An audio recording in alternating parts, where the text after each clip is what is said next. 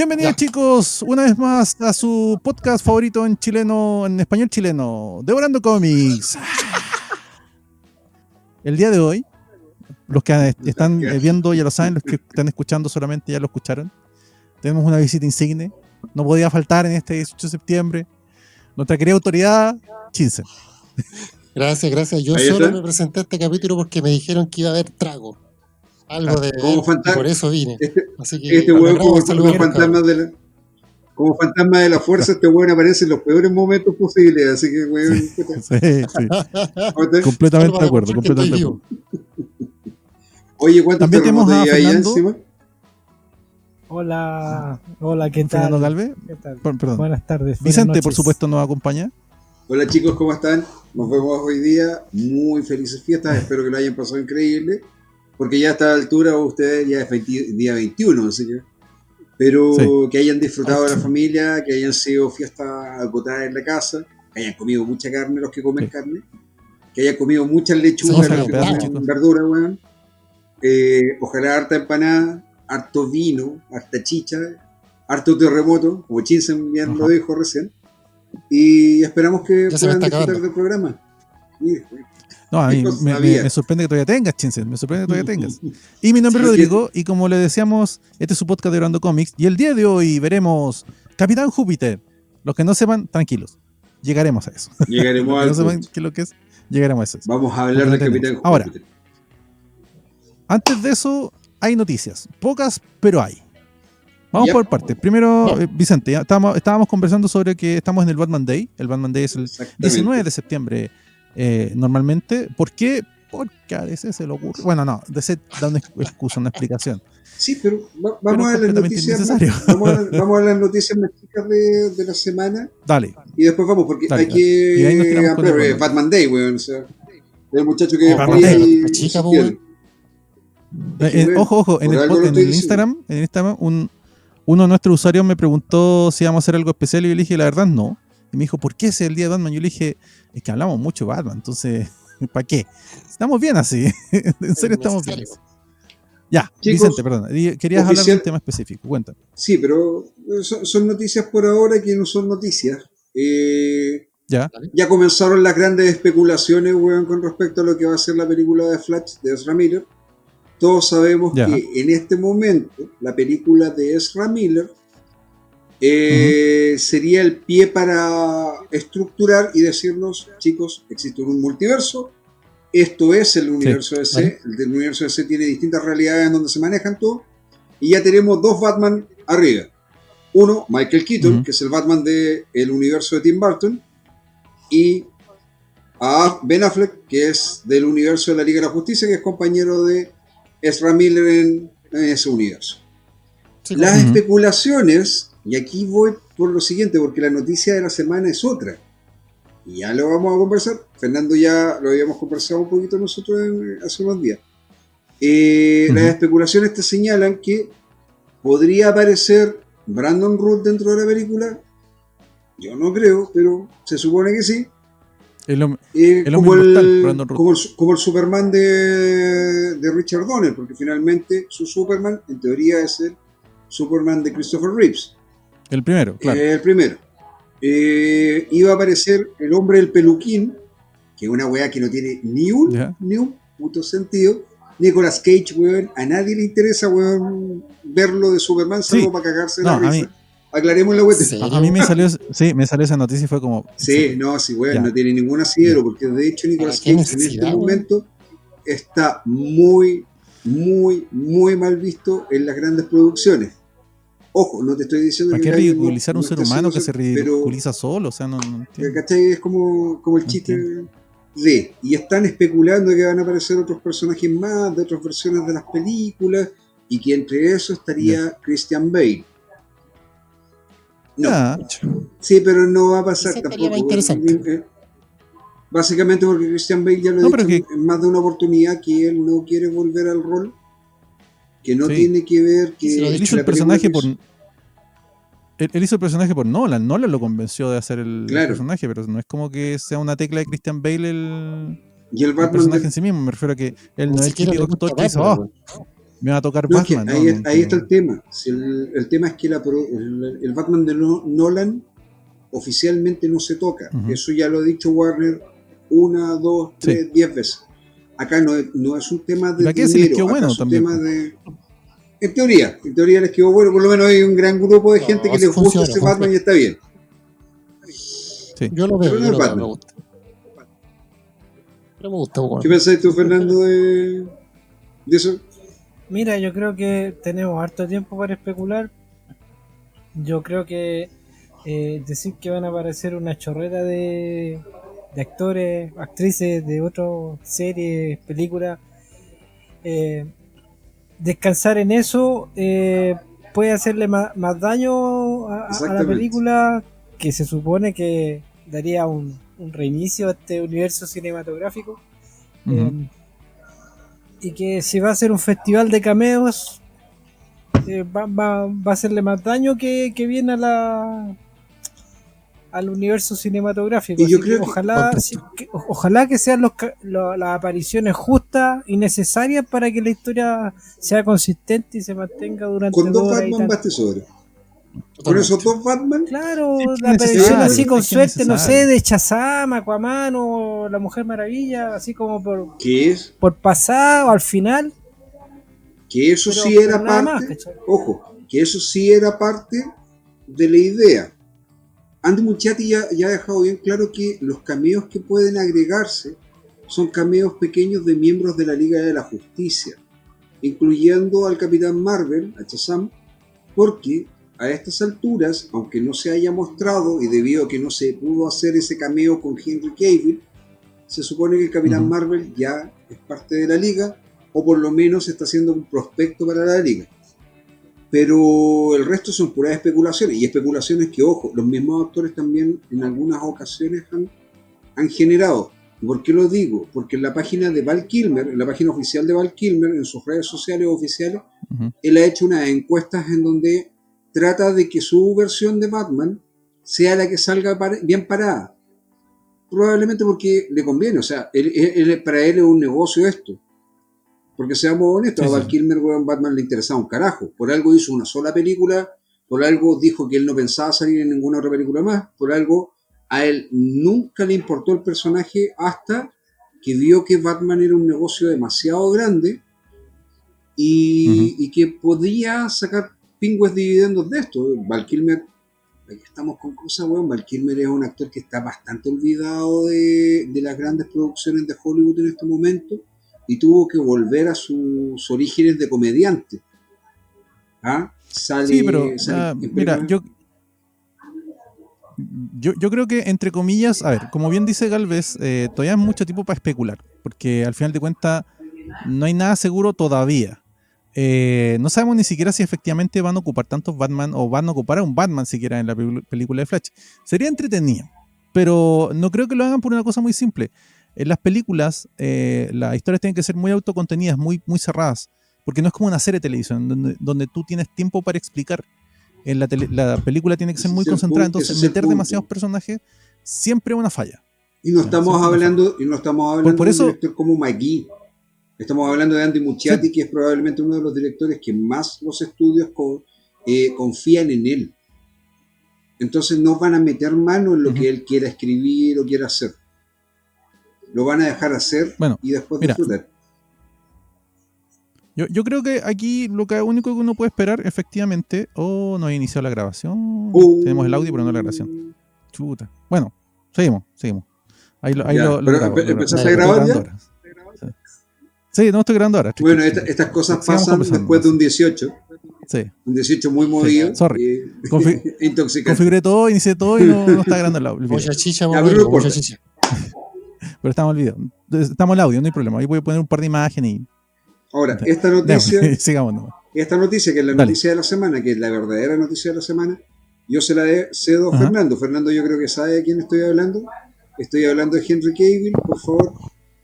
Si usted quiere... ya, por supuesto. Es la noticia de la semana.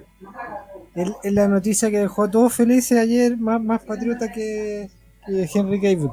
No, lo que pasa es que había un par de días atrás estaba el rumor de que Cavill había firmado ya el famoso acuerdo por películas y o apariciones en otras películas de como Superman. Ya todos era el acuerdo prenupcial con Warner. Claro, era todo era rumor, no había nada formal así, la noticia ni en el portal de él, ni en ninguna de sus redes sociales, nada. Pero era demasiado lo que corrió por todos los portales ñoños, era de que el compadre había firmado, que se venía, nada. Entonces, da la casualidad que este ilustrador digital Boss Logic se le ocurrió publicar en ese mismo día una imagen suya con Cavill volando y las nubes formando en el cielo el logo de Superman. ¿Ya? Sí. Hasta ahí nada, po.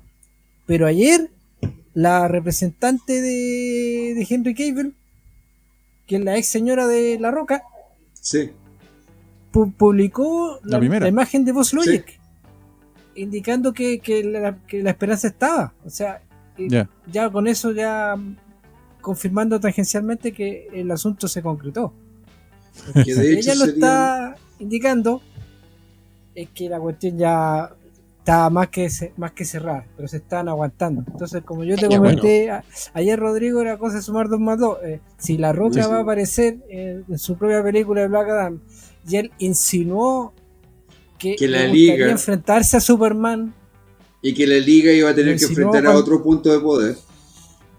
Claro, justamente. Entonces era moverse nomás, po. Y era un asunto de Lucas, ¿sí? Una cuestión de Lucas, porque y que no había otra posibilidad más que ahora. Sí, encima con la película de la nueva edición con el próximo año con Zack Snyder, yo las tenía listas, tenía que decir, a mí me pagan esto y yo ni un problema, yo me pongo el traje, salgo volando, aparezco en todas las cosas que quieran, ya, pero claro, y el acuerdo, lo que se habla del nuevo acuerdo, ese es el punto, el nuevo acuerdo se habla de 3 películas como tal, fuera de los cameos que va a hacer. ¿Qué quiere decir?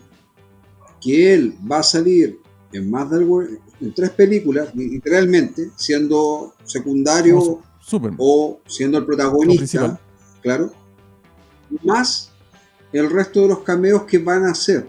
Por tanto, Superman volvería a ser el nexo del universo DC, en el sentido de que él va a aparecer en el resto de las otras películas haciendo algún cameo.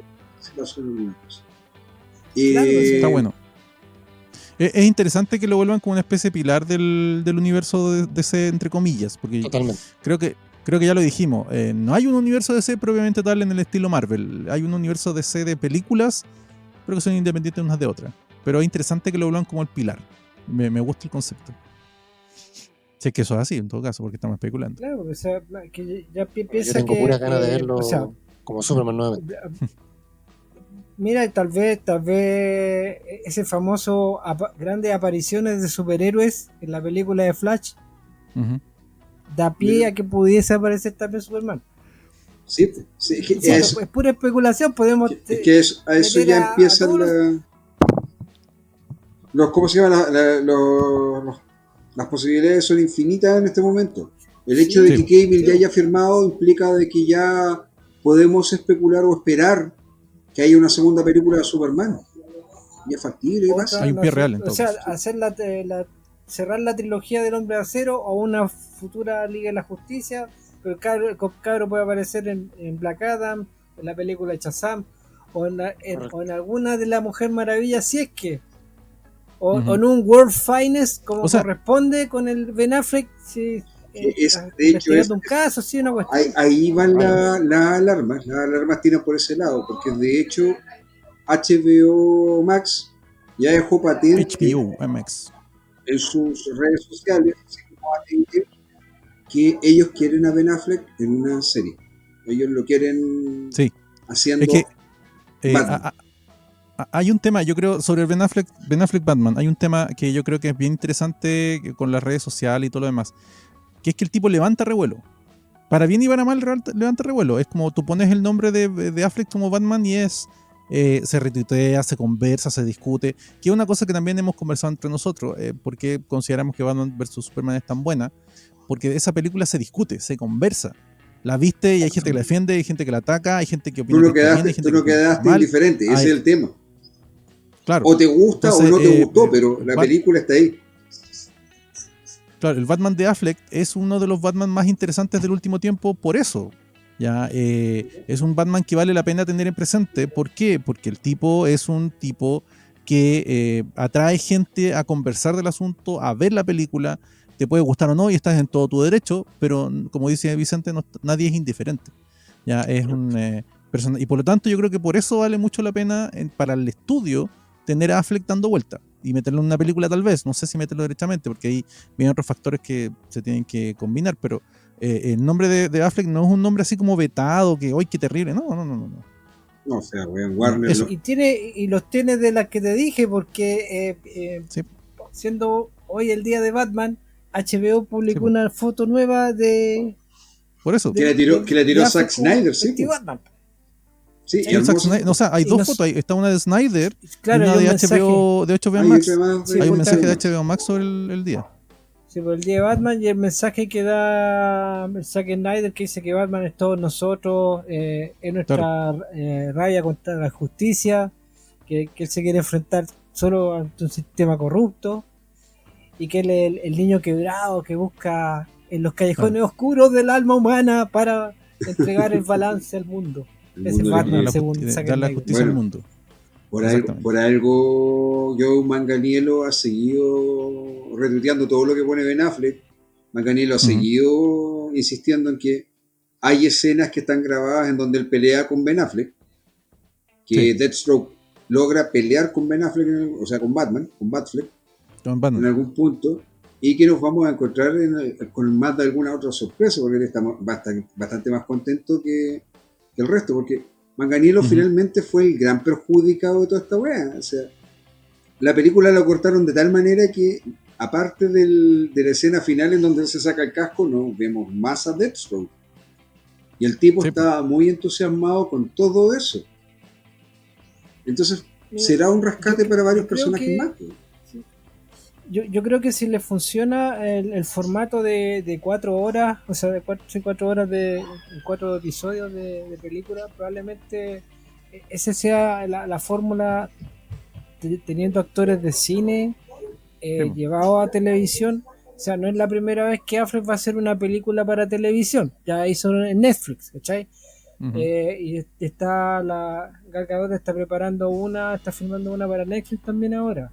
Y Cable ya, bueno, con The Witcher también ha trabajado en series de televisión. O sea, no es un formato inferior para ellos. Enola Holmes. La serie muy buena en todo caso. Hay que esperar la segunda temporada. Mantiene la calidad de película en diferente presentación. Cosa de ver, mira, si nos pone un poquitito pensando en The Voice.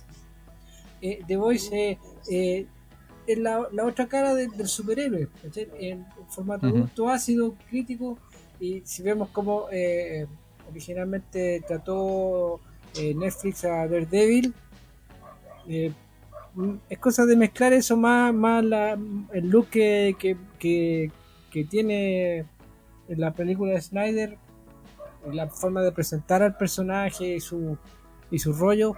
Probablemente pudiera ir por ahí también el toque de la película o serie que hagan de compadre, ¿cachai? Y ahí puede enfrentar a Deathstroke, pueden meter al villano que quiera, a todo lo que no pudo desarrollar en su momento, o que se esperaba desarrollar si es que hubiese habido un formato de universo cinematográfico copy-paste de Marvel como lo esperaban, y no como ahora asumieron que las cuestiones son películas independientes, universo independiente, todos son válidos y vamos para adelante. No podemos copiarle a la compañía al lado, podemos rescatar cosas, pero podemos hacer cosas que mantengan el sello DC con los personajes.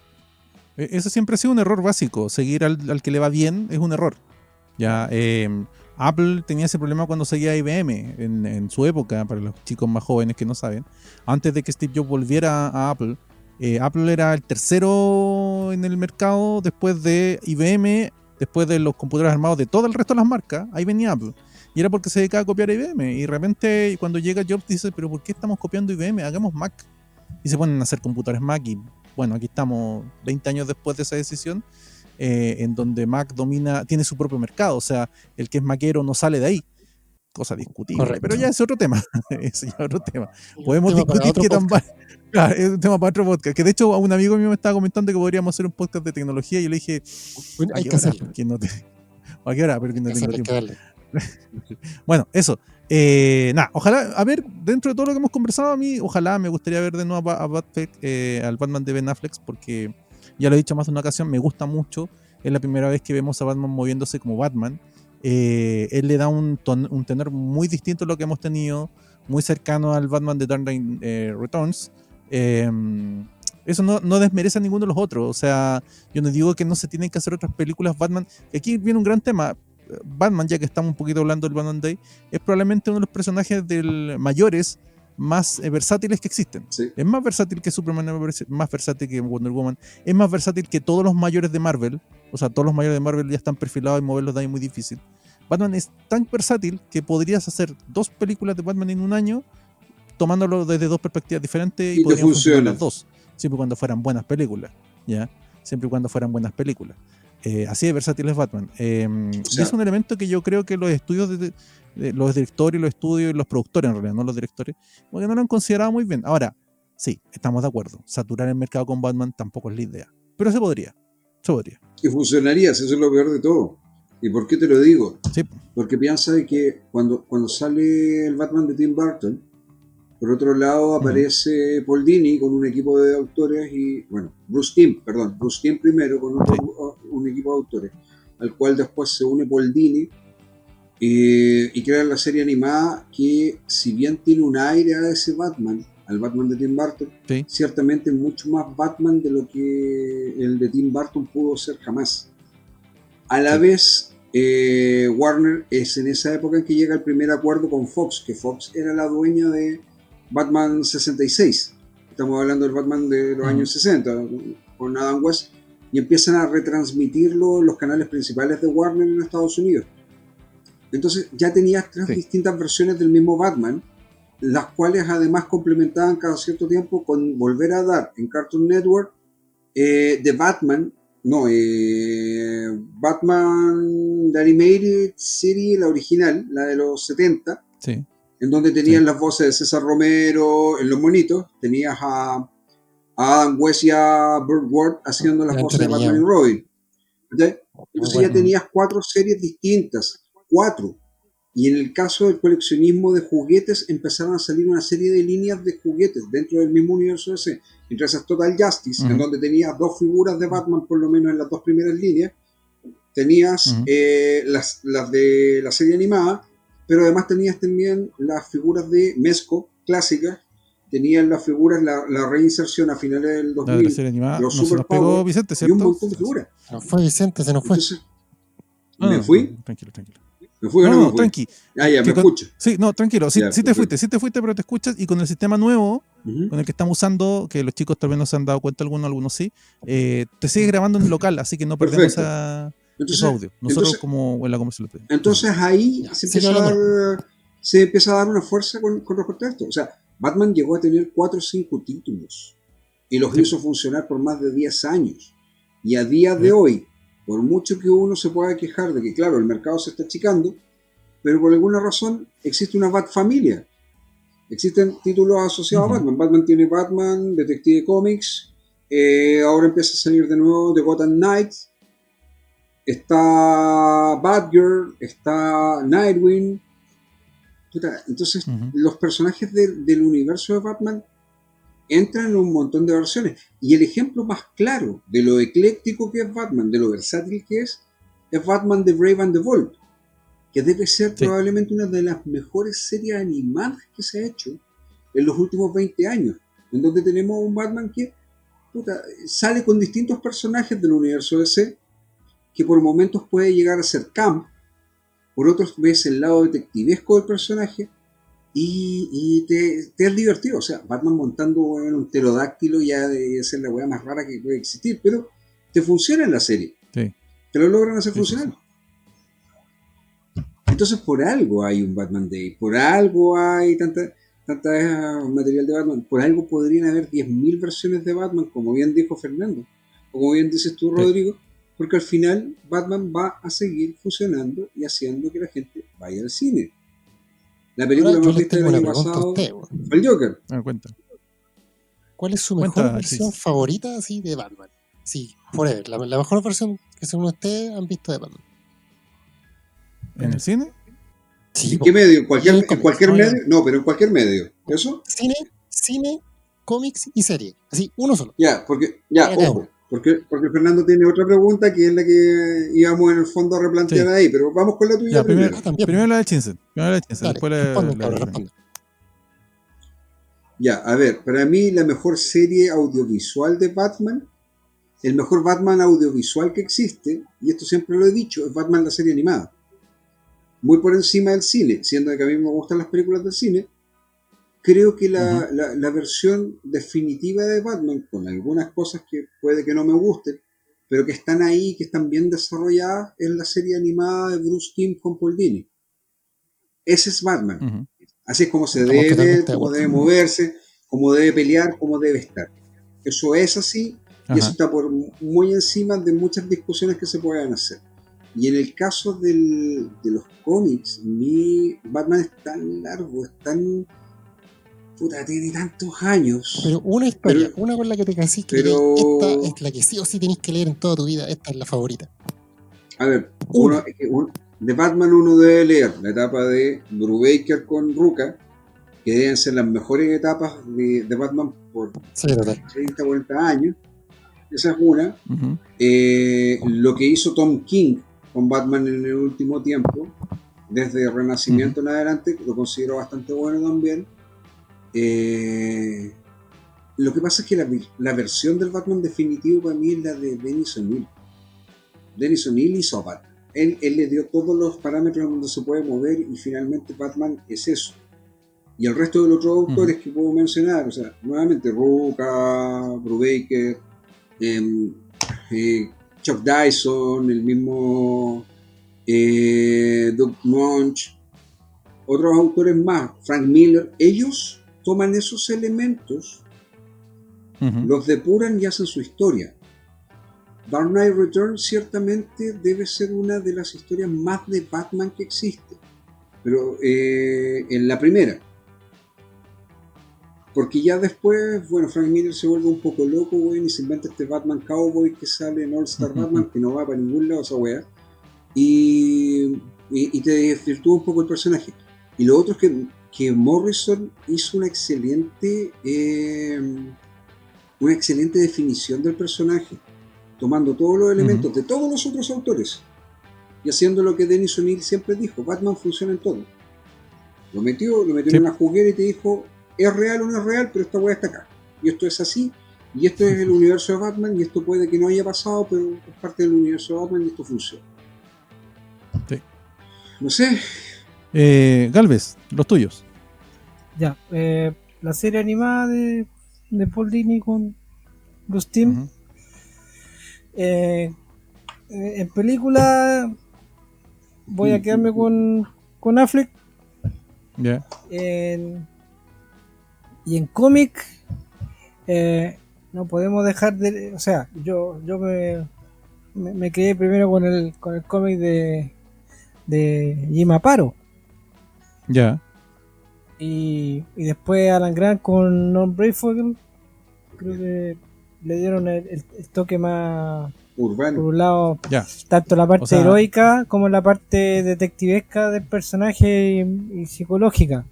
Sí. Finales de los 80, principios de los 90. Claro, esa para mí es mi base de Batman, para después irme para atrás con Denny O'Neil y Neil Adams, o irme para adelante con los demás autores. Y después investigar y ya meterse con Arkham Asylum de Morrison, año 1 con Frank Miller, Mazzucchelli, ¿cachai?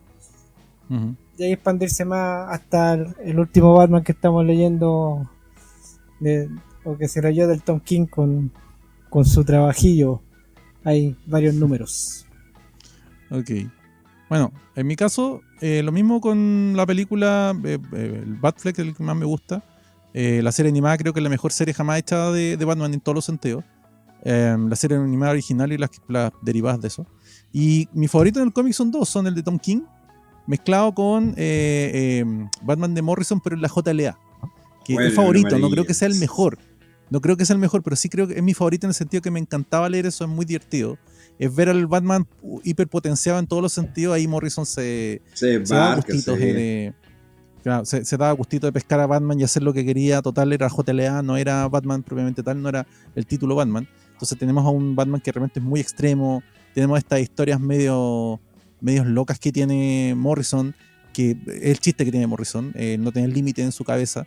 Y a este Batman ultra preparado, ultra desconfiado de todos, me encantaba. Y mezclado con el de Tom King, que este último, como favoritos, ojo, no como el mejor. Dale. Con respecto a lo que decías tú de Morrison en la liga, yo creo que esa en realidad es la visión de Batman que uno debiese tener. ¿Por qué te lo digo? Porque hay dos puntos, por citar solamente dos historias, dos puntos importantes. Una, que es la primera historia, que es New World Order, cuando Batman, Bruce Wayne, parte con su amigo, con Superman, que en ese tiempo todavía tenía el pelo largo. Ellos dos parten por un lado, mientras los otros miembros por otro, para ver quiénes eran estos tipos del Hiper Clan. Y en un momento están conversando y se da cuenta que Batman está molesto. Y él le dice, a ti no te gusta esto, a ti no te gusta estar en la liga, le dice. Dice, yo no me puedo dar el gusto de pintarme una diana y hacer payasada al frente del resto, le dice. Yo no tengo un anillo mágico, yo no soy a prueba de balas, yo no corro más rápido que la luz, le dice. Si a mí me disparan y yo me equivoco, a mí me pueden matar. Eso es lo primero. Y lo segundo es el segundo round que tiene con Prometeo. Un villano que crea Morrison precisamente para ser el anti-Batman por excelencia, porque el huevón era la planificación del mal,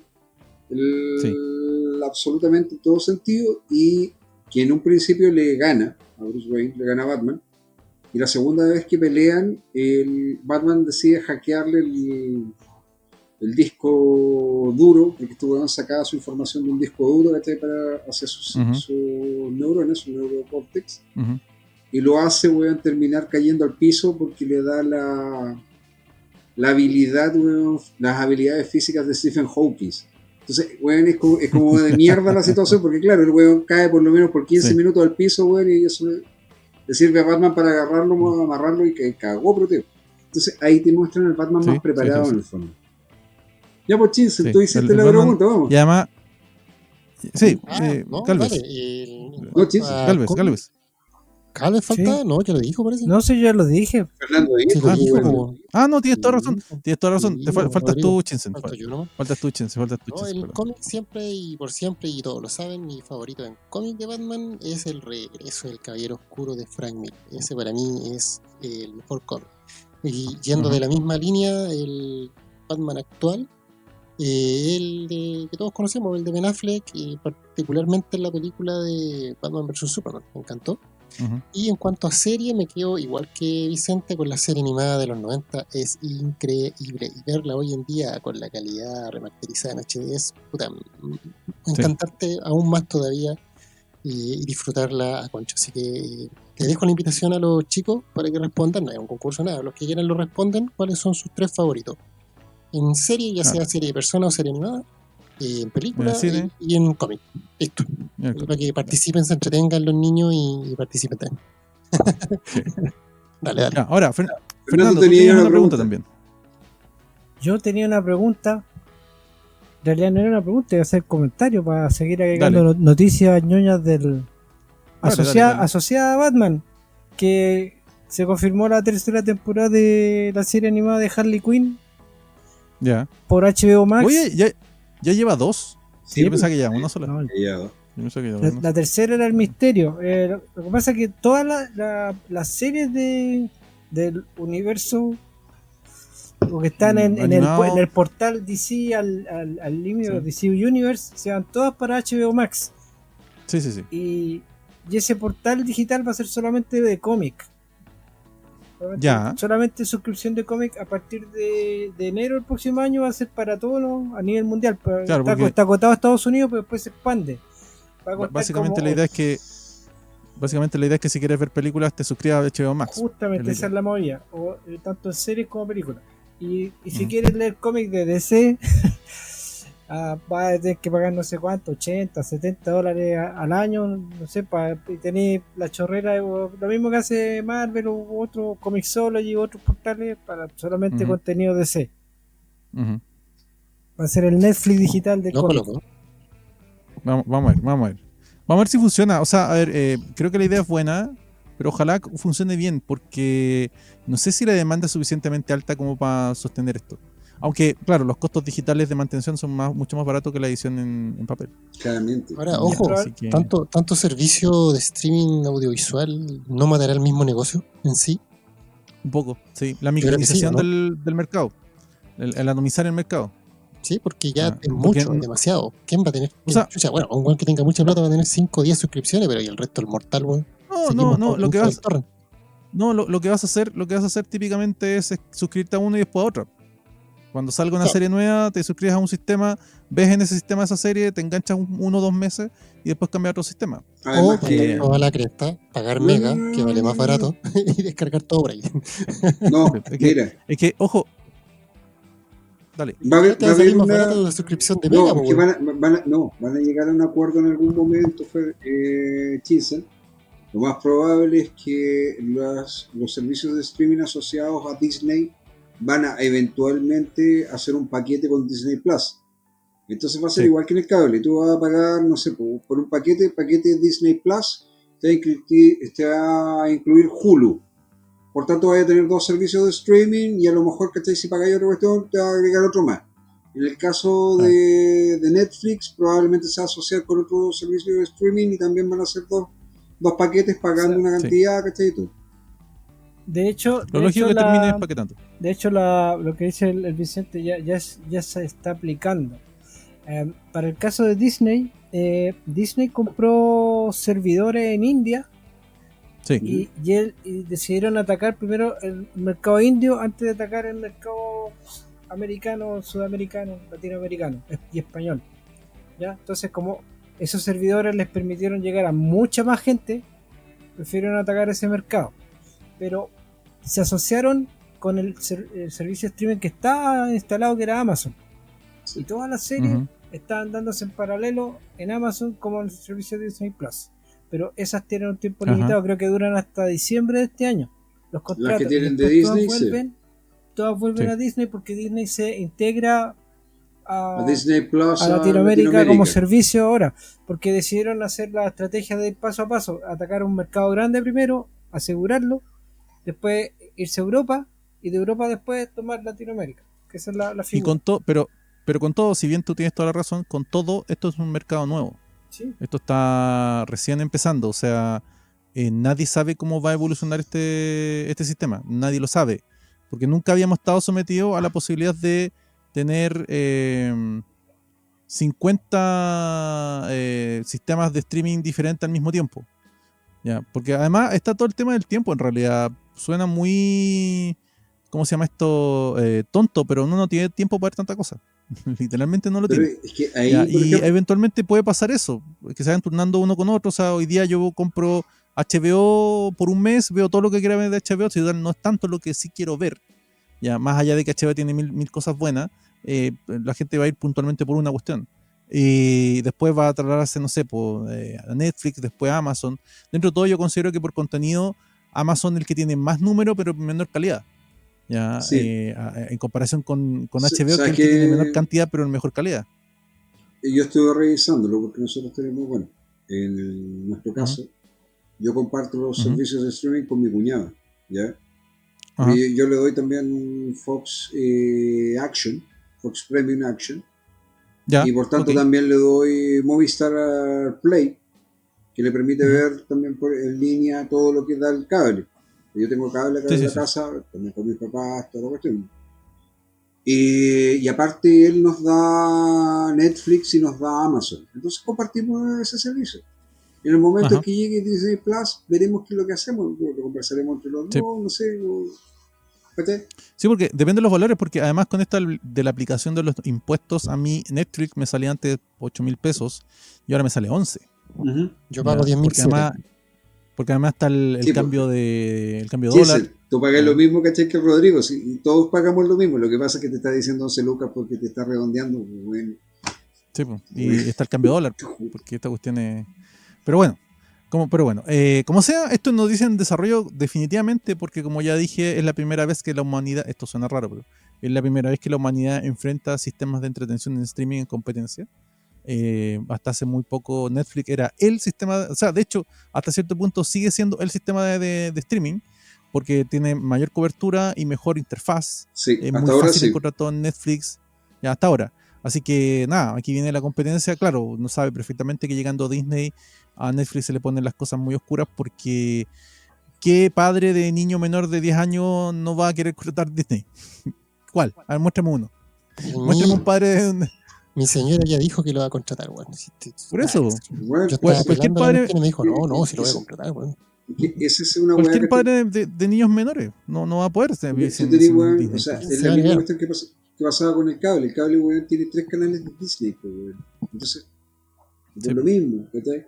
En el caso Sí. del sistema de streaming, es lógico que vaya a contratar Disney si finalmente vas a encontrar un montón de material más. Pero el tema sigue persistiendo, o sea, es una weá, ¿cachai? De irse acomodando y estructurándose, y ellos mismos también van a llegar en algún momento a un consenso y van a decir, bueno, ok, en tales y tales zonas nosotros vamos a ir a la par, Empaquetándose. páguennos el paquete, weón, además por que 15 lucas, weón, y ustedes se llevan todo esto y pueden ver todo esto. claro, es que además está el tema del costo. O sea, Sudamérica y la India, por ejemplo, somos mercados grandes en conjunto, Sí. pero que no tenemos ingresos suficientes para cubrir todo de una. Ya. Entonces, o te rebajas. Bueno, que algo, por ejemplo, que Steam sabe. Yo no sé si ustedes escucharon las noticias de Steam esta semana, o la semana antepasada, perdón, en que habían dado, ¿cómo se llama esto? Ofertas para Argentina. Y hubo gente que a través de VPN se conectó, no sé, pues europeos se conectaron por VPN, se hicieron pasar por Argentina y compraron juegos. ¿Cachai? ¿Yeah? ¿Por qué? Porque en Argentina el precio Bueno. está... Steam tiene diferenciado los juegos por zona. ¿Ya? Y en Exacto. Sudamérica el mismo juego, no sé, qué sé yo, no sé, el Counter-Strike. El Counter-Strike, el servicio en Sudamérica es más barato que en América, que en Estados Unidos o en Europa. Y asumo yo que probablemente en África debe ser más barato que en América o que en Europa. Probablemente. Pues lo tienen dividido por zona, ¿ya? Entonces lo más probable es que van a hacer eso también en su instante, porque es preferible cobrar menos, pero igual ganar por número, a perder un mercado por un precio muy alto. Esto se llama economía de escalas, ¿ya? Economía 1.1. Economía de escala, cuando tú vendes mucho producto a un precio menor, tus utilidades son mayores a vender a un producto muy caro a un número inferior de clientes. Es un tema económico muy claro y muy clásico. Ya, eso sería. Estamos con las noticias, creo que ya cubrimos el margen de noticias. Una Dime, más que una Fernando. Sí, noticia pues, ñoña. Dale. No sé, que salió el número 7 del Thor, que se estaba actualmente publicándose en Estados Unidos Ya. por De el Danny guionista Donny Cates. Donny Cates. Pero la gracia del cómic, no solamente porque parece que le está yendo bien en crítica, sino porque la gracia que revela en el martillo Mjolnir, revela el número telefónico de Tony Stark. Sí, a ver, contexto. El martillo aparece en una viñeta en primera plana. Claro. Y aparece, en caso de encontrar este martillo, llamar a Tony Stark y aparece un número. Justamente. Entonces, la gracia es que tú marcabas ese número y te salía una grabación. Y en la grabación te contestaba Tony Stark, decía: sí, soy Iron Man, lamentablemente este teléfono ya no lo estoy ocupando por culpa de un tonto rubio. Claro. Cuídate y visita cualquier cosa que quieras de Iron Man en www.tonystarkironman.com. Una tontera, pero que sirve para seguir vendiendo la papá. Y ojo, si te vas a la página, te manda a la página Marvel. Es un juego, es un chiste. No es nada grave. Pero me acuerdo que cuando salió Bane, si mal no recuerdo, cuando salió Bane en la última Batman de Nolan, también hay un truco así. Había una foto donde si tú la ampliabas salía un número, una dirección IP. Si tú ibas a esa dirección IP, aparecía el póster de Bane. Era un juego bien entretenido como juego, no se basa en rollos chicos. Yo sé que hay muchos chicos que son medio Se toma muy en serio este tipo de cuestiones. No lo haga. Esto es un chiste, una broma, pasémoslo bien, happy. Y la broma es muy entretenida. Es muy entretenida. No, está bien, está bien. Fue chistoso, de hecho, porque a mí me lo Sí, mandó Fernando, sí, weón, sí. así que lo pude escuchar en vivo y sí, pues, se escucha la voz de Tony Stark. No, Y Tony Stark yo así lo como vi, muy yo lo vi. quemado, muy cabreado, weón, porque lo están llamando por teléfono. El tema, Yo lo vi por accidente, me llegó en noticias, así que. el tema es que Dale. si van a llamar desde Chile, weón, les va a salir la llamada internacional, así que ojo con eso. Sí, ojo, ahí no Porque jueguen. es un No número jueguen. de Nueva York. Sí. El número es real, pero llama internacional como sea. Le va a salir un ojo en la cara. Ya, estamos entonces, chicos. Casi. Eso sí lo. Quería mostrar un par de Dime. cositas con respecto al tema del Batman Day para que Dale. pudiese... Verdad. No, sorry. Aquí yo tengo Dale. una serie de historias que son Ujú. más bien ligeras. 3 de ellas son alternativas, una dentro de la continuidad que yo les recomiendo leer. Una es Batman Europa, totalmente recomendable. Acá, si bien juegan un poquito con con la emoción de la gente, acá dibuja Diego Latorre, Gerald Paril y Giuseppe Camuncoli la gran mayoría del material. Es una historia de Batman con el Joker viajando a través de Europa para encontrar una cura que los, ¿cómo se llama? Que los sane de una situación en donde ellos están muriendo, ¿ya? Obviamente, también, porque en ese tiempo Jim Lee no podía dejarse afuera de nada, ¿no? Él dibujó unas páginas ahí entre medio, hay algunos tipos de diseño y diálogo bastante interesantes. Y el trabajo es bastante bonito, es bien europeo, es bastante Ya. más lejano a lo habitual en un cómics. Recomendable, entretenida. Esta es una reliquia. Batman Fuego Cruzado, ¿ya? Del año 2004, 2006, si no me equivoco. En La este tan reliquia no tiempo... es, pero bueno. No, es que sí es una reliquia por lo siguiente. Porque ¿Por qué? esta fue oficialmente la última aparición hasta que hicieron los relanzamientos de Deathblow. Un personaje que estuvo muerto por Ya. más de 10 años en el universo Wildstorm. Para los que no Ujú. saben, dentro del universo Wildstorm habían unos personajes que eran agentes gubernamentales y este es el caso de Deathblow. Deathblow es a todas luces uno de los mercenarios del gobierno norteamericano, pero que era un buen tipo finalmente. Y aquí sale un Claro. caso en donde Batman tiene que analizar una historia con Deathblow que ocurrió unos años antes de él, porque Deathblow está muerto. Interesante, es uno de los primeros trabajos de Brian Azzarello con Lee Bermejo, ¿ya? Así que aquí ven por primera vez su versión de Batman antes de Batman Joker y las otras. Ujú. Este es un clásico noventero, edición de Planeta. Si todos lo ven, la silueta es bien Batman clara. Depredador. Batman Depredador, Batman Predator. Este es un recopilatorio, está también en la edición de CC, así que es encontrable. Un momento, es un recopilatorio, el que Es trae un toda recopilatorio. la los Vienen las 3 enfrentamientos, miniseries, pues son varios. exactamente. Las 3 miniseries vienen acá. La Ya. primera con guión de Dave Gibbons y dibujos de los hermanos Ujú. Cooper, Andy Cooper y Ujú. Adam Cooper. La segunda de Doug Munch en el guión, con Paul Gulacy dibujando. Y la tercera es de Chuck Ujú. Dyson con Rodolfo D'Amaggio como dibujante. Las 3 distintas historias están acá, es muy entretenido. Como les digo, está en edición de SC recopilada. Y si quieren Ujú. pueden buscarla también en la edición de Vid. Yo además tengo la edición de 5, de la primera, que son 3 Ya. distintos tomos en Ya. formato Prestige y que te venían con unas, ¿cómo se llama? Con unas, No sé. bueno, con unas tarjetas que trae de los personajes dibujados por distintos autores. Ya. Unos trading cards. Ya. Ya. Y esta es la última. La recomiendo abiertamente para la gente que le gustan los vampiros. Es probablemente uno de los mejores trabajos de Doug Munch con Kelly Jones, dupla que también dibujaron o sea, que también hicieron cosas como Deadman.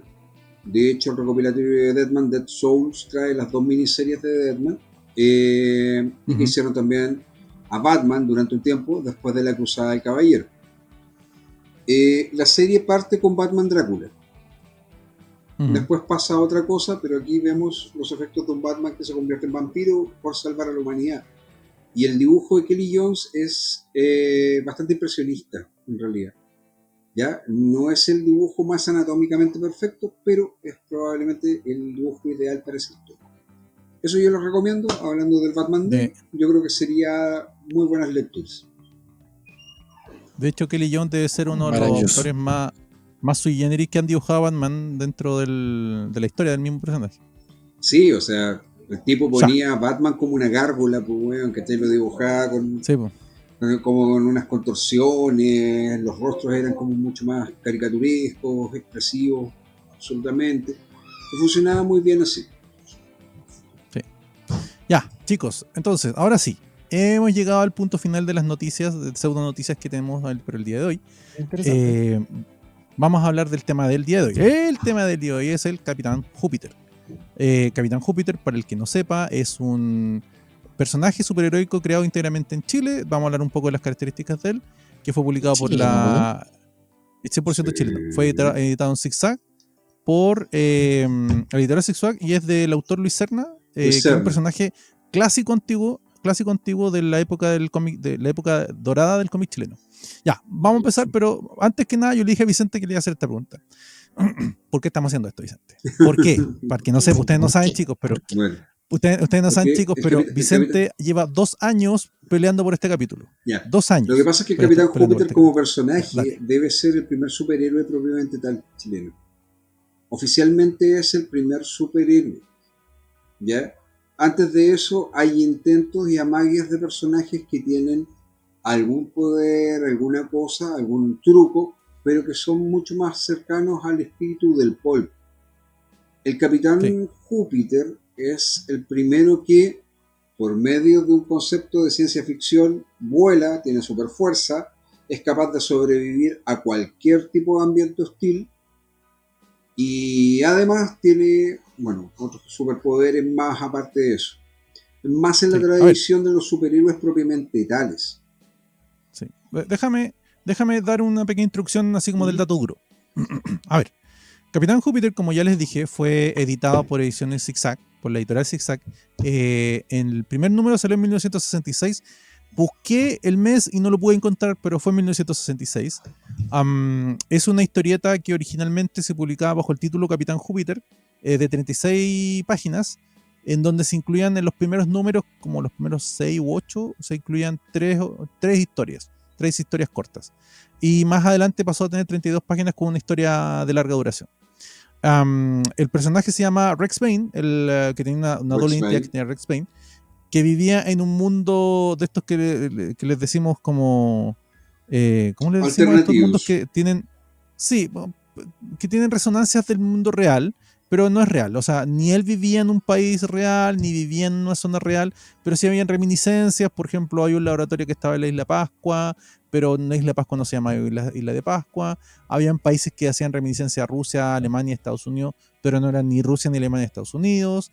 Él era un científico que vivía en una gran metrópolis, que ahora se me olvidó el nombre de la ciudad. Villa Feliz. Vivía en una gran metrópolis. Claro, Villa Feliz. Es un personaje que tiene un universo que se hace eco del presente, del actual, del real, pero que no es exactamente el nuestro. Sí se parece mucho, pero no es tanto así.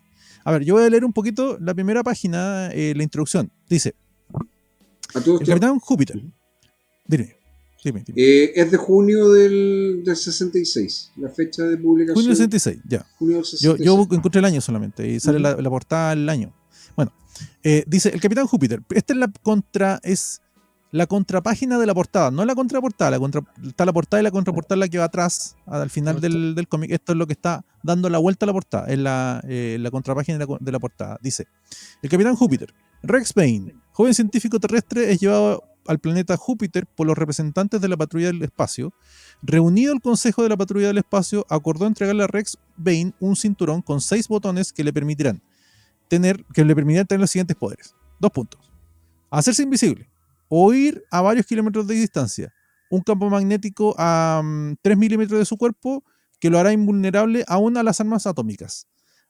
4, puede lanzar un rayo por la vista, un rayo destructor. 5, su capa le permite volar a la velocidad de la luz. Y 6, puede permanecer en el espacio sin necesidad de respirar. Sin embargo, la carga del cinturón... Sí, sin embargo, la carga del cinturón solo dura 27 días, por lo tanto, transcurrido ese plazo, debe ir a un punto secreto de la Tierra donde los miembros de la patrulla del espacio cargarán dicho cinturón. Rex Bane, ahora bajo el nombre de el Capitán Júpiter, cuida y vela por la paz en la Tierra bajo las órdenes de la Confederación Mundial de Naciones. Creación de Luis Serna, argumentos de G. Arenas, que sinceramente no me acuerdo cuál es el nombre G, y dibujos de Ernesto López. Ese es el Gustavo Arenas. Ese es el tándem original. El tándem original. Ahora, vamos viendo. Contexto. Y esto creo que esto lo hemos conversado, mi estimado Chinsen y Vicente. No sé, Vicente. Seguro que sí. Tú lo sabes. Originalmente en Chile, en esa época, se publicaba mucho ciencia ficción. En todo sentido, tanto novelas de bolsillo como cómics. De hecho, Chile tiene, creo que la primera revista de cómics dedicada 100% a las historias de ciencia ficción, que es La Rocket. Sí. ¿Ya? La Rocket es una revista que se dedicaba específicamente a historias de ciencia ficción en cómics. ¿Ya? No en novelas, en cómics. Y bueno, también se editaba en Zigzag.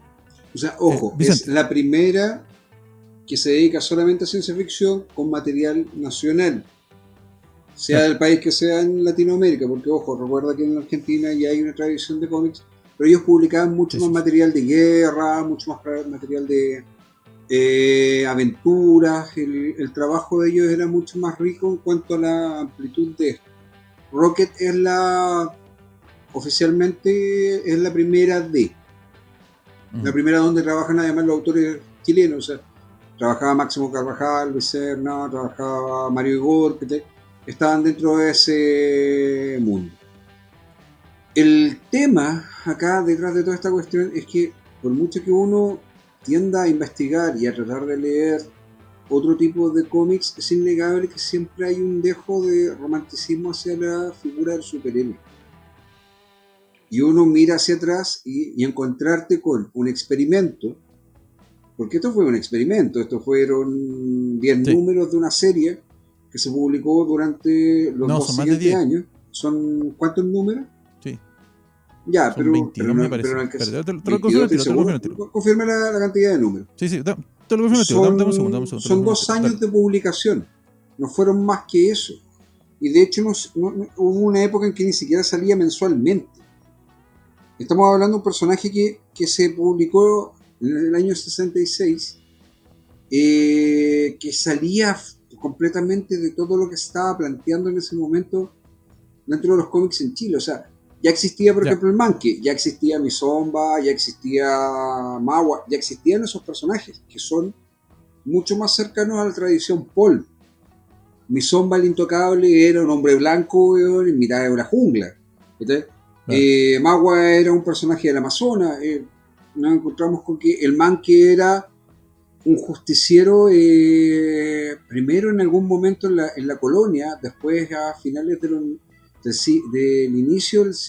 finales del siglo XIX, inicio del siglo XX, finalmente después terminó siendo el hijo de un patrón de fondo, de un futre, pero que se dedicaba a vagar por los distintos campos, tratando de guiar a la gente y ayudar a la gente. Por los avatares políticos del país le dieron otro cariz, pero manteniendo ciertos niveles. Ya, acaba de confirmar Vicente, según TVOsfera, son 22 números y tienen las portadas de la mayoría, incluyendo los últimos 2. Tienen la portada del 21 y 22. Que son y el último se publicó el 68, ¿no? ¿Viste? Son del el último 68. 68, sí. A ver, según TVOsfera, que tiene TVOsfera es una página web donde hay catálogos de cómics española, por eso se llama TVOsfera. El primero fue el 20 de junio del 66 y el último fue el 20 de noviembre del 68. Así fueron publicados según esta página web y tienen las portadas, así que pueden confirmarlo. O sea, son 22 números efectivamente. Ya, a ver, como tú bien dices, a ver, aquí hay grandes temas. Zigzag en esa época publicaba, como ya decimos, ciencia ficción, pero también publicaba superhéroes de afuera, publicaba también mucho Disney, esto que lo hemos conversado. Y los autores de Zigzag tampoco es que le hayan hecho el asco a ese tipo de publicaciones, y cuando Serna se decide a hacer el Capitán Júpiter, toma todo esto y lo mezcla para darle un cariz a un personaje, que de hecho es bastante interesante. ¿Por qué? porque tiene ciertos elementos evidentes de ciencia ficción, como que quienes le entregan el cinturón y estas habilidades son un equipo, una confederación extraterrestre, son extraterrestres, de hecho son verdes y son enanitos verdes, que le entregan los poderes bajo estos artefactos en una onda muy parecida a lo que podríamos decir, no sé, Green Lantern, en términos muy muy simples, pero que a la vez este personaje es un científico, por lo tanto podría ser también medio Iron Man. Y este científico le rinde cuentas a la Organización de Naciones Unidas, que no se llama así, se llama la Organización de las Naciones, no me acuerdo cuántito. La Confederación de pero que Naciones. La Confederación.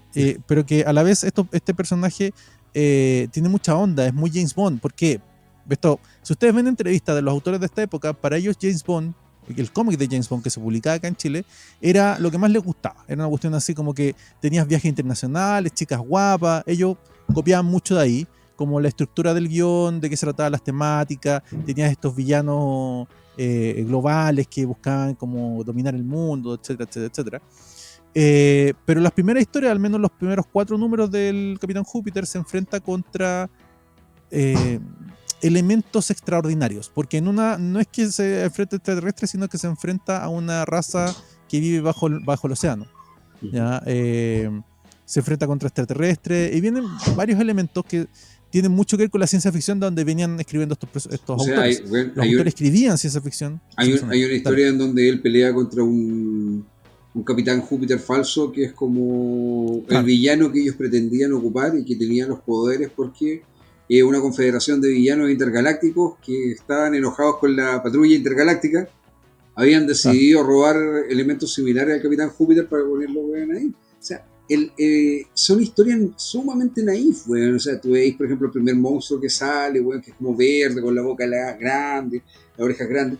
Hay un orangután tipo, no sé, King Kong chico, un orangután de 4 metros más o menos, que aparece en un circo.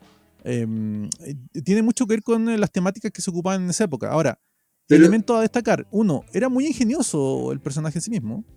Era un personaje que no era copia directa de nada específicamente. No, pero eso, chicos. Oye, está. Espera. Me retiro. Oh, Ya. pero qué pena. Mis tareas Saluda a de tu padre. público. Te tomaste Gente, el recuerden- terremoto antes de ver al niño. Tómate el terremoto. Ya, listo. Sí, Okay. me lavaré los Ya. dientes para que no se quede Nos dormido vemos. con el alcohol. Me parece. Y Ya, cuídate. a la gente, muchas gracias siempre por vernos, muchas gracias por sus comentarios. Visiten devorandocomics.cl y los dejo, chicos. Así que Chao, Tal Shinsen. cual. Chao. Ya, mira, hay un dejo acá de toda esta historia que es es muy del Superman de la época. Superman peleaba en ese momento tanto con científicos locos como con extraterrestres como con ladrones de banco, weón. Entonces, acá con el Capitán Júpiter lo que tienes es un trasunto Superman, pero con superpoderes basados en la ciencia o ciencia ficción. ¿Ya? Se buscaba justificar a través de lo que se le entregaba al personaje el que él pudiese hacer estas cosas. Claro. El mito del cinturón, bueno, eso es tremendo, profundamente de Hércules o de Thor. Recuerda que Thor aumentaba su fuerza, se ocupaba un cinturón que él se colocaba, junto con los guantes que él ocupaba para poder obtener más poder. Entonces, acá es lo mismo, el cinturón le da poder. Puede ser el anillo de linterna verde también, si tú quieres, sí. Y él apretaba, por ejemplo, el símbolo que ocupaba, que era un triángulo dividido en 3 partes, para poder obtener cada uno de los poderes. Te recuerda a Ultra Boy de la Legión de Superhéroes. Entonces, tiene mucho de la tradición de los superhéroes. Hay referencias variadas, bien profundas. Ahora, hay un par de elementos que a mí me llamaron bastante la atención. Yo no lo había leído hasta ahora. Está en digital dando vueltas por ahí. También está en las revistas. Está completo. Otra vez. Nosotros que... con Shinsen, que me olvidaba decirlo antes que Shinsen se fuera, hicimos Tinta Nacional, ustedes lo pueden buscar en YouTube. En YouTube hay una entrevista que le hicimos a Waldo Renamal, y si mal no recuerdo, él mostró uno de estos cómics por ahí dando vueltas. Sí. Estoy que seguro que mostró uno de estos. ¿Ya? Porque él tiene una gran colección de cómics clásicos. Ahora, estos cómics, como digo, no le hacían asco a sus referencias. Y eso es bastante interesante, pero tenían elementos resaltantes propios que a mí me llamaron mucho la atención. Por ejemplo, hay un capítulo en donde el Capitán Júpiter entiende que puede mover la frecuencia de su escudo protector, y con eso anula el arma de uno de los malos que los venía atacando, el amo superior, una cosa así, del capítulo 3. Y los derrota, y sus jefes le dicen, ocupaste algo que nosotros no te habíamos dado, tu inteligencia.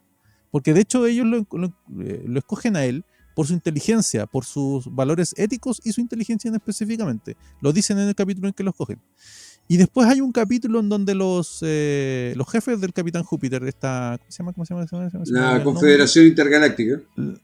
Claro, la Confederación Intergaláctica, que es una especie como de policía intergaláctica, no lo ayuda. Hay una especie extraterrestre que viene al planeta y pretende eliminar 1/3 de la población para venir a ocupar ellos, porque ellos están muy ocupados en su planeta, están con sobrepoblación en su planeta, y deciden que la mejor forma es matar a 1/3 de la población de la Tierra para venirse acá.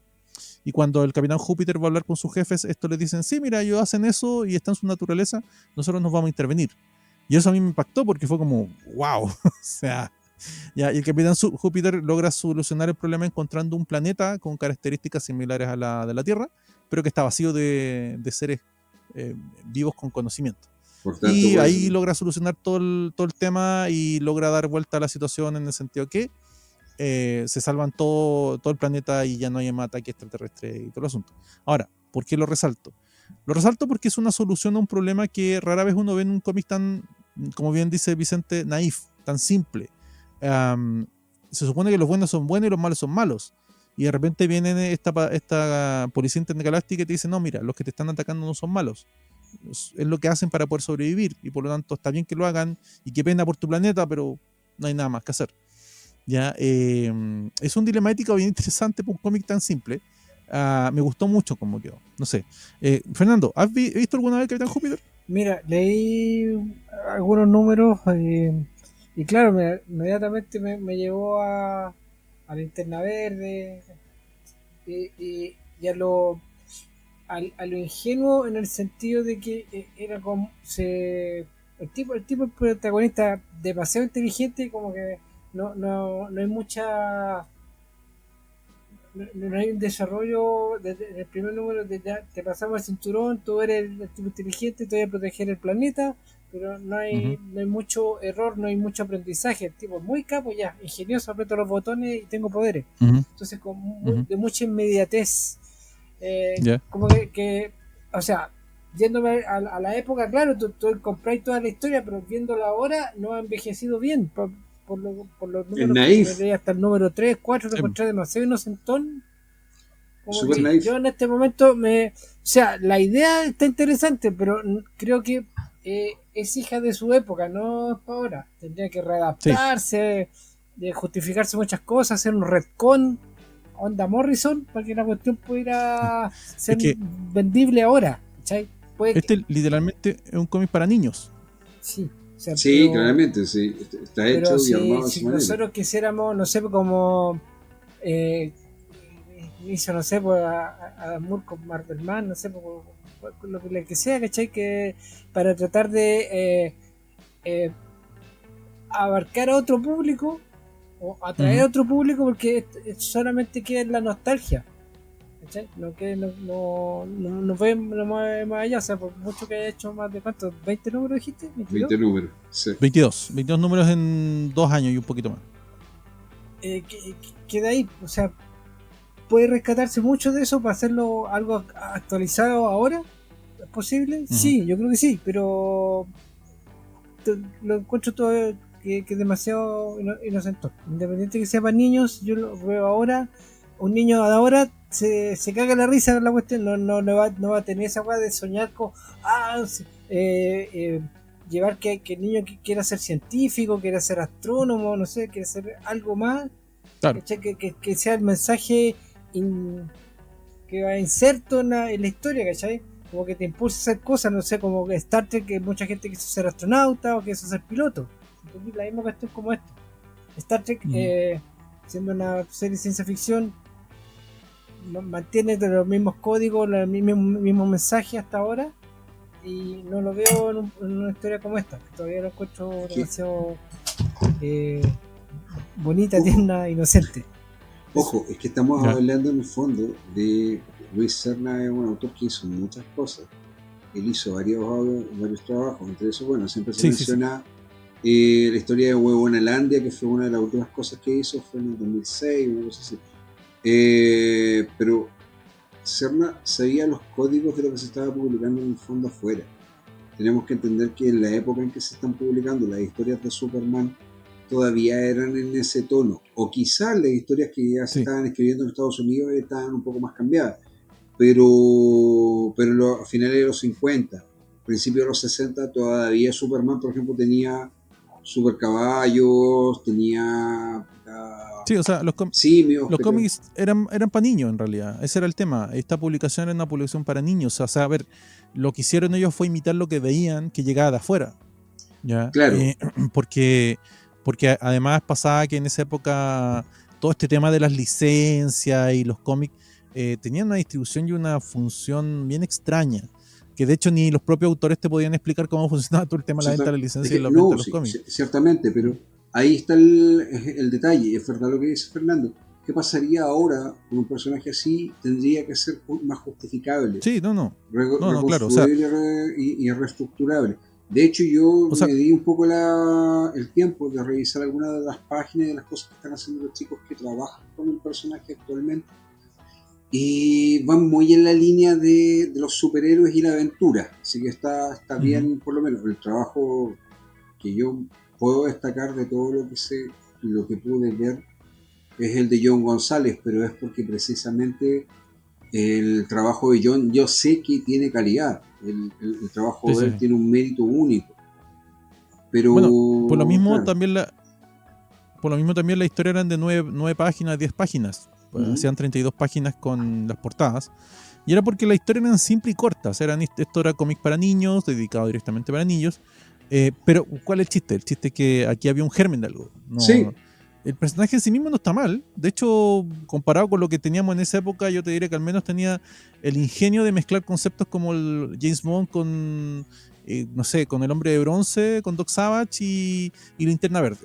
Sí, más o menos eso era. Totalmente se agradece eso. Yo creo que él es el primer, insisto, él es el primer superhéroe que nosotros tenemos en cómics oficialmente en Chile. Es un superhéroe cuyas habilidades se basan en un aparato, por tanto ya está unido al concepto de la ciencia ficción, pero que además también él pelea por mantener, y aquí es bien interesante, sobre todo en el Chile de la época, mantener un país que estaba en un estado ideal, una política correcta, una gente correcta, un mundo correcto, al cual él tenía que proteger a toda costa. Y eso es bien importante, porque está visto desde ese punto la narrativa del Capitán Júpiter. El Capitán Júpiter no se cuestiona si las autoridades están actuando bien o mal. El Capitán Júpiter sabe que las autoridades están correctas y que por tanto eso hace que la Confederación Galáctica contacte con él y le dé superpoderes para proteger a ese mundo ideal. Por algo se llama Villa Feliz, finalmente. Claro, el mundo pre-Nixon, pre-Vietnam. O sea, no pre-Vietnam exactamente, porque Vietnam ya estaba en cierne en ese momento, pero no era público. Ya, creo que es un mundo que confía más en sus autoridades que el actual. Ya. Es el país hemos conversado un poco. Que políticamente hablando es el país de Eduardo Frei Montalva. Es el país del Chile que buscaba una justicia social. Lo que pasa es que, al menos para mí, yo siempre he pensado que Nixon no solamente traicionó a Estados Unidos, sino que hizo entender al mundo que no podías confiar en tus líderes ciegamente. Sí. Ya, o sea, tienes un líder que ocupó recursos oficiales, estatales, para derrotar a su opositor político en una democracia 100%. O sea, ya lo hemos dicho más de una vez, podemos criticar a los gringos lo que queramos y con justificación, pero siguen siendo la democracia ininterrumpida más antigua actualmente vigente. Ya, los gringos merecen que le puyas por miles de cosas, pero ahí no les podía entrar. O sea, son una democracia ininterrumpida, la más antigua actualmente vigente, y un presidente electo democráticamente de esta democracia traicionó a su pueblo para derrotar a sus adversarios políticos, en algo bien parecido a lo que hace cualquier dictador de cualquier país de esta zona. O sea, lo que hizo de finalmente Sudamérica. fue gastar recursos públicos, weón, en una venganza miserable, weón, personal. Sí, Eso- y eso es lo que te digo. atacar las bases de la democracia. O sea, para el que no sepa, Nixon trató de bloquear 2 veces al Washington Post y al New York Times en la publicación de los documentos secretos de Vietnam, y después el escándalo de Watergate, violando lo que es la libertad de prensa, que en Estados Unidos es como la segunda o tercera enmienda, no me acuerdo bien, no sé, El cuarto poder. gringo. Pero Claro, además también el cuarto que poder, en que Estados siempre se habla así, Unidos existe y sí, funciona. En Funciona así. Estados Unidos existe, es real. Es que es el tema. O sea, en Estados Unidos el cuarto poder ha derrocado presidente, quita parlamentarios de sus cargos, evita que políticos vuelvan a ejercer. No es como acá, que no sé, a todo nivel tú tienes de repente políticos que cometen una falta y es como, ay no, pero no era tan grave, entonces votenme de nuevo y los votan. Como que, Bueno, por eso. Es que, en mira, Estados Unidos eso no pasa. si, Bueno, si los chicos el quieren previo a eso. situarse, si los chicos quieren situarse un poco en la época de eso, yo les recomiendo ver Todos los hombres del presidente, que es una tremenda película sí. que Bueno. cuenta la historia precisamente del escándalo de Watergate. Y en Netflix está The Post, que es el previo, que es cuando se liberan los documentos de Vietnam. Está The Post, que también lo aplica, Spielberg la toma desde otra perspectiva. O sea, Spielberg te cuenta 2 películas, te cuenta efectivamente toda esta lucha interna por el Post por publicar o no la noticia, porque tenía una serie de implicancias legales, éticas y constitucionales que eran bastante interesantes. O sea, la discusión siempre corresponde traicionar al país. Esa es la discusión, va de uno y otro lado. Y también el gran momento que está viviendo el Post como empresa. El Washington Post en ese momento estaba viviendo un problema económico grave, estaba en una situación bastante precaria, y enfrentarse al presidente de los Estados Unidos no era la mejor forma de asegurar esa situación. Bueno, para todos los que quieran aprender de eso, vean, y de hecho si se hace la función doble, si ven The Post y después Todo el hombre del presidente, van a pasar una muy buena tarde. Sí, es bastante bueno el trabajo, sobre todo porque, no, me estaba preguntando algo mi madre. Ahí lo que tienes que tener claro es que ambas películas te sitúan en el punto que estaba viviéndose en ese momento en el mundo. Claro. Respecto a lo de, volviendo al Capitán Júpiter, este mundo ideal de 4 colores está bien desarrollado dentro de toda la historia. Si finalmente tienes una buena gama de dibujantes interesantes, ¿ya? El mismo Luis Serna también era dibujante, él también trabajó un poco con el personaje ahí, pero él lo crea y ayuda en el tema de los argumentos. El que en un principio lo dibuja, que claramente que lo decimos, es Ernesto López.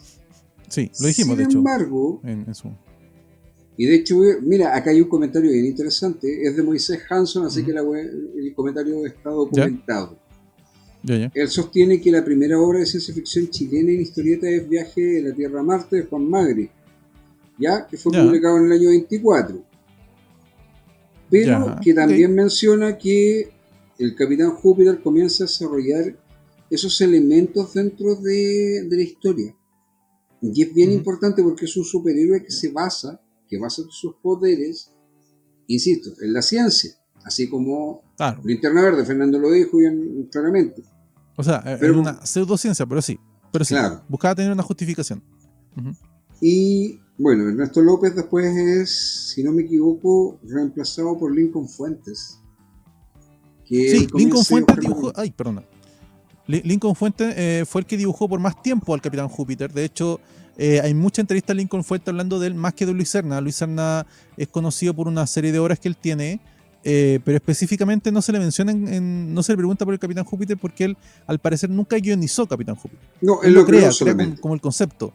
Dio argumentos en algunas historias, pero nunca lo guionizó propiamente. No, tampoco lo dibujó. Ojo, él es el creador. Él es el dueño del personaje. Sí, él lo creó. Sí, pero eso no lo discutimos. Pero es muy similar la situación de él como la de Oscar Vega. Oscar Vega es uno de los 2 creadores del personaje de Mampato. Sin embargo, él no es la persona a la que se le asocia a Mampato. Hizo historias de Mampato, hay unos recopilatorios maravillosos del trabajo que él hizo. pero todos cuando hablamos de Mampato dicen, bueno, Alejandro Armstrong y Temo Lobos, ¿cachai? Entonces va por ahí. Claro. Fuentes Bueno, Lincoln Fuentes fue el que dibujó más tiempo al Capitán Júpiter. Yo estuve leyendo una entrevista y lo hizo simplemente porque Ernesto López, que era el dibujante original, tuvo que dejar Zigzag por temas personales de él. No, nada que ver con el Capitán Júpiter ni ninguna cosa. Y nada, él entró a dibujarlo y dentro de todo fue una historieta bastante popular. Creo que les comentamos un poco a ustedes, para los que no sepan pueden ir a nuestros capítulos anteriores de septiembre, nuestros especiales de septiembre. Pero en esa época editar cómic en Chile era completamente diferente de lo que ocurre en la actualidad. Zigzag era una empresa que funcionaba como empresa, en donde se les pagaban buenos sueldos a los trabajadores, que les dio una oficina a esta gente que de hecho está al lado de la casa de la Facultad de Derecho de la Chile. Es una casa que estaba súper cerca de la Facultad de Derecho de la Chile. Ahí los dibujantes podían trabajar y más gracioso aún, o más interesante aún para mi gusto, la empresa les dejaba trabajar en otras cosas si querían. Sí. Ese edificio era para ellos, para su taller, era un taller, y tenían que cumplir con publicar el cómic que tenían que hacer, que ojo, la publicación en esa época era feroz. Estamos hablando de que a la semana un dibujante sacaba 20 páginas. No estoy exagerando, o sea, nos lo han dicho más de uno de los autores de esa época. Un dibujante que no sacaba 20 páginas a la semana no servía, porque tenías que sacar 2-3 números al mes de diferentes títulos. Porque tenías La Rocket, tenía Capitán Júpiter, tenía Mangua, habían varias otras historias chicas que estaban dándose vuelta. Por supuesto que también se editaban ediciones gringas de diferentes números que llegaban acá, que se compraban afuera, se traían acá y se imprimían. Y curiosamente después las ediciones chilenas se vendían afuera. Capitán Júpiter se vendió a Latinoamérica, las ediciones chilenas de Disney se vendían a Latinoamérica, porque Zigzag publicaba un tiraje. Zigzag era enorme, o sea, un número que ustedes no pueden entender. Estamos hablando de millones de copias en total. Sí, es que ahí hay finalmente un mercado totalmente distinto a lo que, sí, era otro mundo. Que nosotros vemos, otro mundo. Piensa que el creador de, ¿cómo se llama? De El Killer, ¿cómo se llama? El autor del Killer. Germán Gabler. Germán Gabler lo ha dicho, él pagó su casa trabajando en esto. Pagó su casa dibujando cómics, literalmente dibujando cómics, no otra cosa. Y fue aval de la casa del hermano, y el hermano era ingeniero. Así como lo de René Ríos, o sea, Condorito, bueno, ¿cachai? Que le generaba tantas lucas a don René Ríos que él podía vivir perfectamente de eso. El hermano de Germán Gabler era ingeniero, y cuando él se compra su primera casa, el hermano de Germán Gabler no generaba suficiente renta como para que le dieran el crédito hipotecario. Así que tuvo que hacer de aval el hermano Germán Gabler, don Germán Gabler, que era aval por sus ingresos a través de los cómics. Y él había estudiado ingeniería, no me acuerdo qué era. Se me fue el nombre de la ingeniería que él había estudiado. Que después la ejerció, porque cuando muere Zigzag, él empieza a trabajar como ingeniero, trabajó un tiempo y después se jubiló eventualmente. Y se olvidó de los cómics, don Germán. Que más o menos, ojo, dentro de todo es la historia de muchos de los que trabajaron en Zigzag. De hecho, el propio Lincoln Fuentes se separó del cómic y empezó a hacer dibujo publicitario, porque Zigzag al morir, murió la empresa de cómic en Chile. Sí. Bueno, Zigzag, Girantú, Pincel, Gabriel Mistral, que fue como la evolución de nombres que tuvo que tuvo la misma empresa. De hecho, como Pincel sobrevivió mucho tiempo, pero solamente publicaban material extranjero. Traían Disney, traían Zorro, etcétera. De hecho, ellos también como Zigzag volvieron a ser Zigzag en algún momento finales de los 70. Mira, hay unos detalles que quiero mencionar con respecto al Capitán Júpiter. Primero, es el primer superhéroe que oficialmente vive en Isla de Pascua. Sí. Así que la bobería secreta de... Ahora, es una Isla de Pascua medio Wakanda. Están los Moai. La isla al mar, listo. Era Isla de Pascua. Que claro, pero con una torre de alta tecnología y un laboratorio hipertecnológico debajo de los Moai, ¿cachai? Escondido en la isla de Pascua. En la isla volcánica. Tenemos eso. Además, también es uno de los primeros superhéroes que tiene no solamente contactos extraterrestre alienígena. Él tiene misiones, tú mismo lo dijiste, o sea, hay misiones bajo el mar, bajo la tierra. Sí.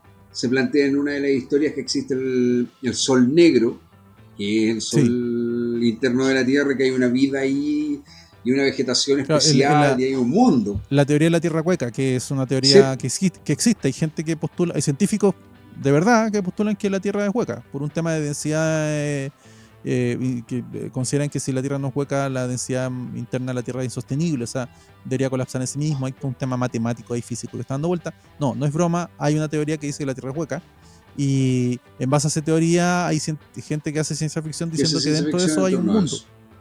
Está el hecho de que él también tiene contacto, bueno, él viaja desde la Tierra a Júpiter, lo que actualmente todavía sigue siendo una ficción.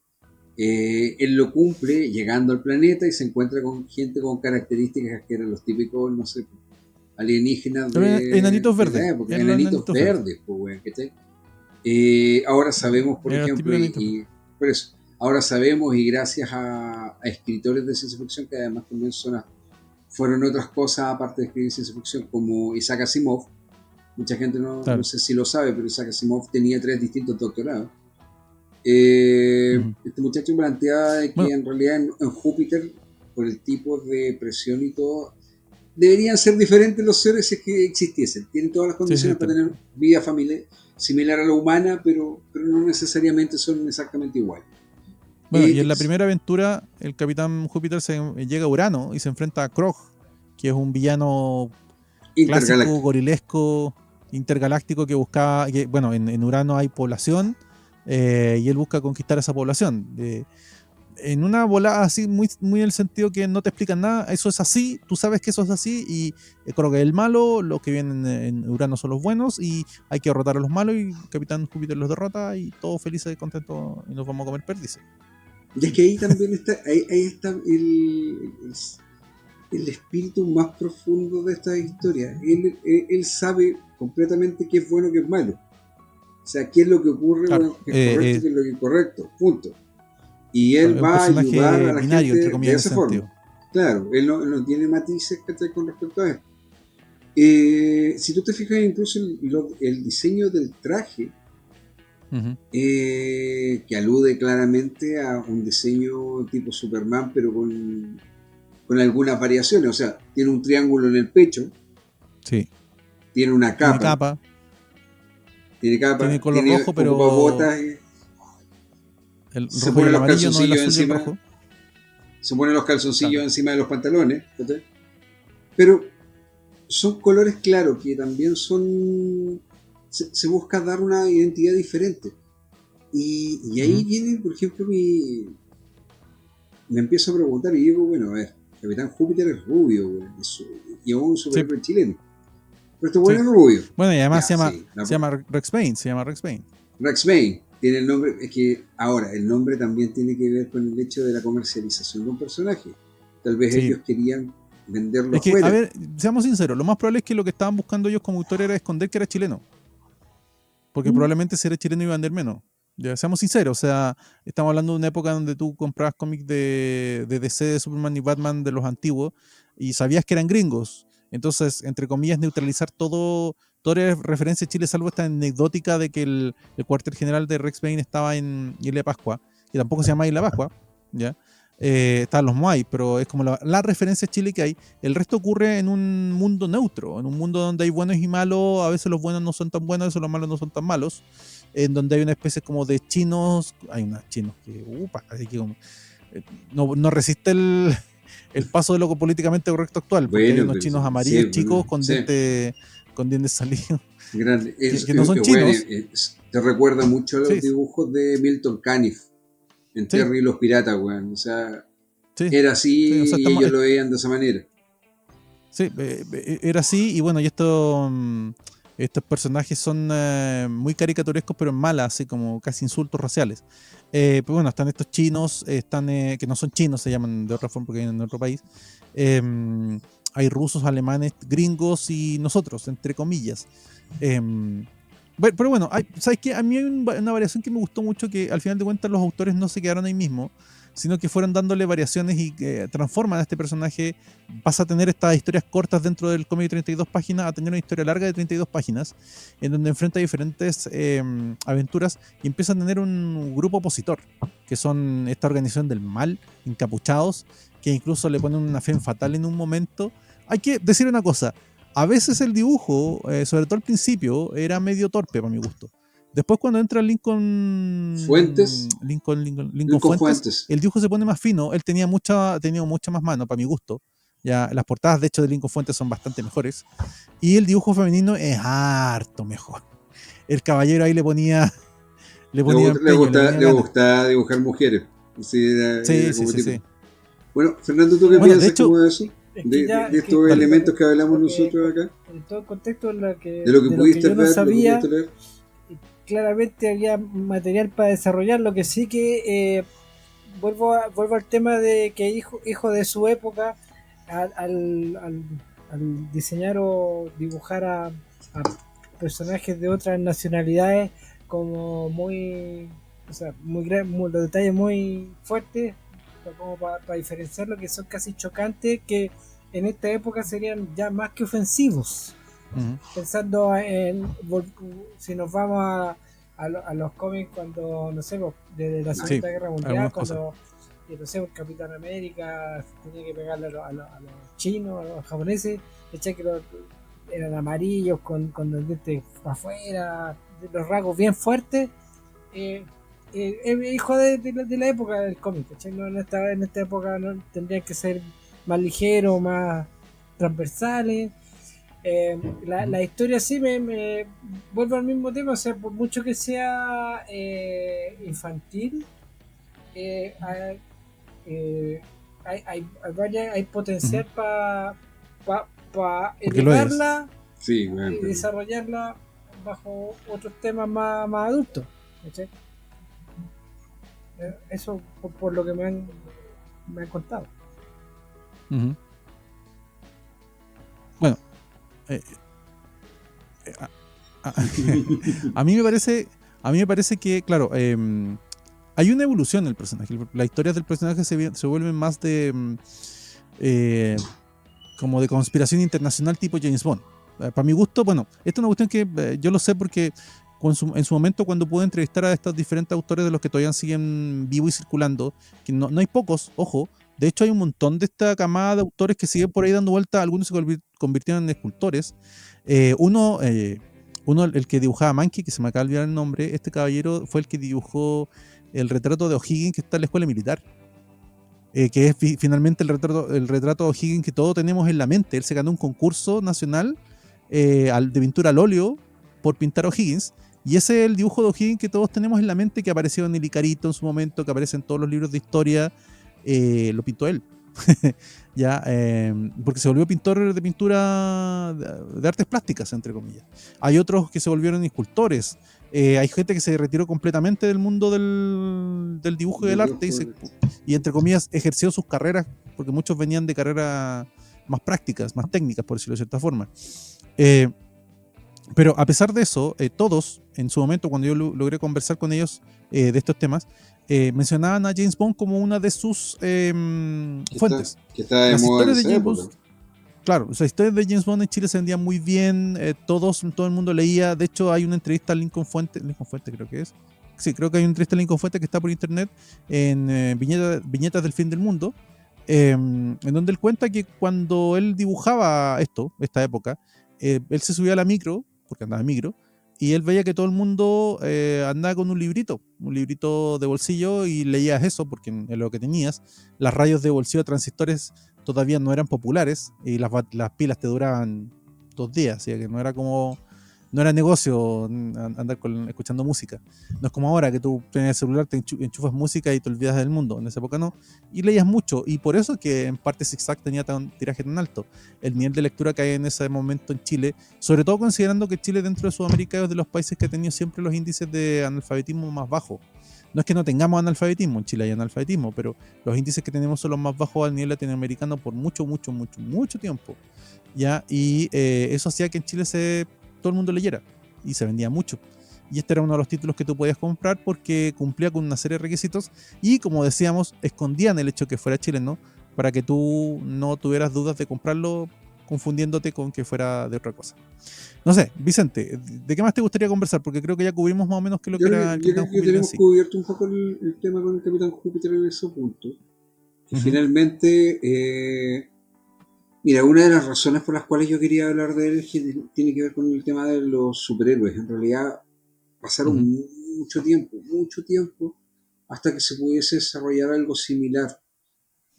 Si bien Zigzag estuvo planeando, y se cuenta, la historia la cuenta, que habían 3 números ya dibujados de un personaje llamado el Espectro, ¿ya? Que iba a ser parte de este universo incipiente de superhéroes que estaban creando. La verdad es que hubo una serie de factores que evitaron que el Capitán Júpiter se siguiera publicando. O sea, las historias después del 68, sobre todo en el 70, cambian un poquito de color político, empiezan a tomar un auge un poco más realista y claramente con un dejo de... Sí, el término subversión está bien dicho en ese aspecto. Y después de eso, la producción chilena, con el apagón cultural que genera la dictadura, se reduce a nada. O sea, llega un punto en donde ya no se estaba publicando nada, se publicaban Mampato, o sea, y Icarito en algún punto, pero de ahí era un mínimo con respecto a lo otro. Y por otro lado, ya en los 70 habíamos tenido una baja muy fuerte y después una caída completa con la dictadura. Claro, o sea, entre la dictadura y se cierra, se apaga eso. Se genera finalmente replicar el modelo norteamericano, entonces se empieza a publicar material norteamericano acá. Claro, era como muy difícil encontrar referentes así. Hay superhéroes, sí, hay intentos de amago superhéroes o personajes entrados más en la ciencia ficción después en los 80 y 90. Yo sé que probablemente Cristian Díaz, que está viendo esto, el Capitán Chile, va a decir, pero bueno, claro, yo lo digo, sí, pero Cristian Güen hizo, convengámoslo, el Capitán Chile es una parodia del género de los superhéroes. Está visto desde ese punto. La Vaca también es un personaje, o el hombre oso, ¿cachai? Que es un personaje que apareció hace poco también, un tipo con pijama, bueno, en el fondo. Nos estamos encontrando recién, hace unos años, con intentos reales de crear un universo con ese tipo de personajes. Te podría mencionar, con todos los reparos del mundo que pueda tener yo con respecto al personaje, pero la araña del rincón podría ser un superhéroe, o en realidad Corvo, que es un personaje del universo de SK, y que se le está tratando... Bueno, la araña del rincón también ahora. Claro, se le está tratando de dar una estructura detrás de esto para que funcione de esa forma. Superhéroes, estamos hablando de eso, no estamos hablando de vigilantes, no estamos hablando o personaje de cómics tampoco. Claro. No estamos hablando de eso, estamos hablando de superhéroes propiamente tal. Quizás dentro de ese mismo parámetro podría entrar el mismo Diablo, porque hasta el día de hoy, Mirachman también, porque hasta el día de hoy es imposible, por ejemplo, en el caso de Diablo, explicar, porque nunca lo hacen, ni Javier lo hace, y de hecho nos lo dijo. Nosotros no sabemos que realmente o es un hueón con mucha suerte o realmente el hecho de haber hecho un pacto, de tener un pacto con estas fuerzas oscuras, a él le da la capacidad sobrenatural de sobrevivir a hueás que un ser humano cualquiera no podría. Yo quiero creer eso, pero no está ahí. Entonces hay quizás, no sé si una deuda del mercado chileno con respecto al tema de los superhéroes, pero sí hay una pérdida que se genera por eso. Ahí yo te discuto un punto, eso sí. Si bien es cierto, en Chile hay pocos superhéroes y tal vez hay una deuda con el mercado de los superhéroes, no es menos cierto que hasta hace unos, no sé, 2-3 años, si tú hablabas con cualquier editor, te decían, publicamos lo que sea menos superhéroes, porque no se venden. ¿Ya? Y de hecho no era solamente una postura del editor chileno, era una postura del editor extranjero. Yo leí más de una entrevista en donde hablaban de eso. Los editores extranjeros decían, publicamos cosas que no sean de superhéroes porque pelear contra DC y Marvel es tonto. ¿Para qué lo vamos a intentar siquiera? Y sobre todo después que entre Image, es como que el mercado de superhéroes estaba saturado. ¿Para qué? Y de hecho, si vemos las experiencias de estas mismas editoriales, cambiaron. O sea, Image a poco andar decide dejar los superhéroes y empezar a publicar cosas que no son de superhéroes. Walking Dead no es de superhéroes, Saga no es de superhéroes. Sin embargo, ojo. No sé. Pero Dark Horse nunca... Hay un... ¿Qué cosa? ¿Cómo se llama? Los que tú mencionaste a Walking Dead, Sí. claro, que es una de las series más importantes de Robert Kirkman. Pero resulta que él sí le hace un homenaje al género de superhéroes creando Invincible. E Invincible fue una serie de 144 números. Estoy de acuerdo. Los cuales estoy de acuerdo, pero no se siguieron publicando más allá porque el autor no quiso seguir con la serie. Sí, pero es un título de toda la editorial dentro de una gama de títulos que no son superhéroes. Totalmente de acuerdo. Lo mismo pasa con Dark Horse. Dark Horse lo que hace es alejarse de los superhéroes entre comillas. Sí, publica cosas que puedan tener tono superheroico, pero bajo el concepto de franquicia. Lo que hace Dark Horse es comprarse franquicia y publicar cosas de la franquicia. Si el personaje es superheroico o no, ya es otro tema. Pero Dark Horse se va por otro camino. Competir con superhéroes era complicado. Entonces, si bien tú tienes razón, porque la tienes, creo que hay justificación de por qué hay estamos totalmente de acuerdo. Porque pelear en ese nivel, en ese ring, complicado, muy complicado. Sin embargo, tenemos por ejemplo autores que sí lo hacen. Y ojo, fíjate en el trabajo de Guido. Más allá de que Guardianes del Sur está basado en personajes históricos reales, la forma, los conceptos, las estructuras que él le da a los personajes son humanos que están más allá de las capacidades normales humanas. Estamos hablando de que... Además que con el tiempo le ha ido dando más giro a ese concepto. El ejemplo más claro de esos personajes comienza siendo con Caupolicán. Caupolicán tiene una fuerza que legendariamente, y estamos hablando que el mito real, el mito con el cual nosotros crecimos, te dice que Caupolicán tiene mayor fuerza que cualquier otro mapa, cualquier otro ser humano normal en ese momento. O sea, un hombre que carga con un tronco de 40 kilos, va variando, porque si le pregunté a Fernando Alegría, que es el escritor de Lautaro Libertador de Arauco, te va a decir que eran 60 kilos el tronco. Pero ya, bueno, pongamos ya, 60 kilos, bueno, durante 3 días y 3 noches, pues, bueno. Sí. Cualquiera que haya levantado 40 kilos sabe que pesa. Imagínate, 60 kilos, bueno, en la espalda, y estos weones estaban, ni siquiera es que, para hacértelo más real, él dice, se pone en cuclillas y se queda así. Sí, weón, ¿quién se pone en cuclillas con 60 kilos en la espalda? Antes de seguir, si bien es cierto, somos chilenos todos los que estamos aquí, no todos los que nos ven son chilenos. Estamos hablando de una de las leyendas clásicas mapuches sobre uno de los héroes toquis más importantes que está dentro de la, podríamos llamar mitología, pero no es mitología, es más bien de estos personajes histórico-mitológicos. O sea, un personaje del cual se tiene certeza que existió, pero al cual se le atribuyen ciertas capacidades que uno podría decir, me arriesgo. Estamos como un poquito alejados de la realidad, claro. Es como que todas las culturas tienen personajes así. O sea, los japoneses lo tienen, los gringos lo tienen, nosotros los tenemos. Son personajes que existieron efectivamente en la historia. Están documentados como certeza histórica. Caupolicán existió.